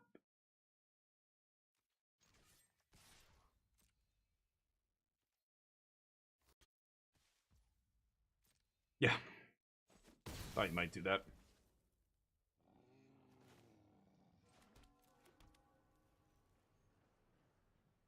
Yes. Anyway, yeah, I don't know. What are we talking about? Alcohol, celebrities, commercials, what? All that stuff, yeah. Nice. Keep them off that enduring curiosity. Yeah, I allow it. Good, they get a rando off the top. Okay. Cool. How to do this? So that takes care of Kaito. And then what do I just... I need a land here. I want to take Lightning Helix. But that doesn't kill a reef. 6 mana. B. I want to take Watery Grave here. Blank bags.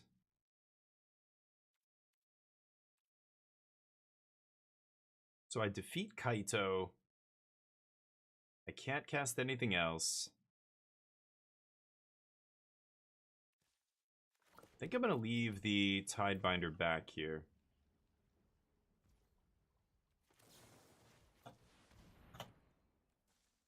Thought maybe they would flash something in on my end step. They did not. Take care of K-Train here.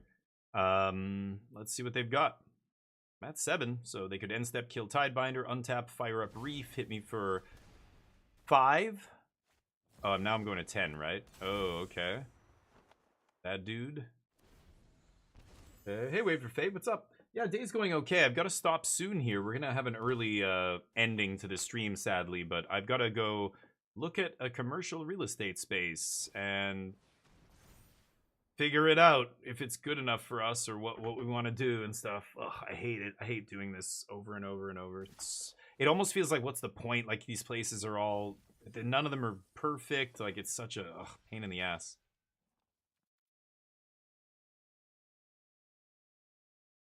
Yeah. Because I'm probably going to sweep here, right? 1 mana. 1 mana away, huh?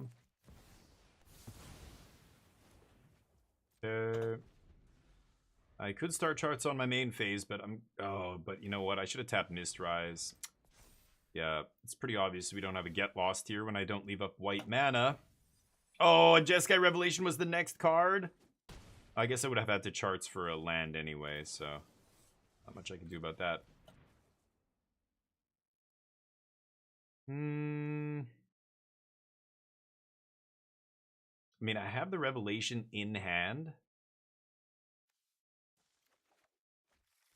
What are the odds they have a counter spell here? Little scared. Maybe I should just flank her here. Gain 2. I'm not dead.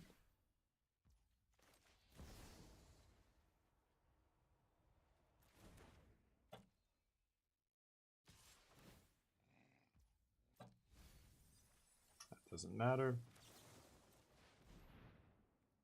Even if they have a removal spell here, the 2 life will prevent me from dying. And if they do have a removal spell... Oh, okay, that's even better. Either way, removal spell or Tishana's, either way I get to untap in Jeskai Revelation, so... just want them to tap some mana here. Okay, so let's do bounce kill. And now I'm threatening to run away with the game here. Yeah, GG. They know they can't beat the Jeskai Revelation. Wait for Fade. Hopefully life is good. We're going to be watching the Pro Tour this weekend, but I'll be getting into some games as well. Are you still doing Arc things? Arc Raiders? It's been quite a while since I played. Maybe I'll get into some Arc Raiders or something this weekend after we watch, you know, Pro Tour stuff or whatever. Oh, I got a bunch of random packs. Oh, this is the gold pack Bag was talking about? Oh, that's what he was talking about. I don't even know what this is. Wait, when do you get one of these? Or is this like the new vault or something? Sure. Okay, I don't know what's going on over there. Deal. Good, nice. We'll play Arc Daily, nice. I was gonna ask if you were Snapbook Blueprint. Okay, nice. Thank you, I appreciate that. I don't, yeah, because I'm not gonna be, I didn't do the expedition last time, so my character's still chilling. I unfortunately cannot continue to stream today. Like I said, I do have to get going, but thank you everybody who came to hang out. Casino Day was wild today. Let's see who's on top of the wing leaderboard. Dugio with 875. Pretty sure he's going to end up our wing champ again this month unless somebody else challenges him. Candyman is the only one who has even close to enough wings to attempt it, but Dugio, I think, locked it in. He, to his credit, he took on all challengers. He did not shy away, and he beat everybody's ass. I took some wings off him. Everybody else got demolished. So congrats to Dugio. Let's not fully congratulate just yet because he, you know, he could still be dethroned technically, but who do we have here? Who's playing Le Magique Spanish? Wow, spelled or tabletop simulator. That's wild. Portuguese. Control Freak. Let's give Control Freak some love. Give Control Freak a follow. I don't think I've rated him before. I don't know. I don't think I've rated Control Freak before, so let's give him some love, give him a follow, and spam some emotes. DF16 squad incoming. I'm going to post the usual message. You can copy and paste this. If you're a sub, you will have all the emotes. There we go. That's the message I'm going to post. Give him some love. Give him a follow. It looks like he's playing Dimir midrange. Boros aggro against Boros here. I'll be back tomorrow. We'll play a little bit more Magic. I'm going to get back to drafting. Again, I don't really care about rank or anything like that. So I'll be drafting again, and then we'll be watching the Pro Tour as it goes and see how the metagame shapes up. But until then, have a great week. I will talk to you soon. Get a slow start with Arc Raiders. You're hooked. Let's play it together, Brimir, and wait for fate maybe this weekend. Okay? All right. Peace.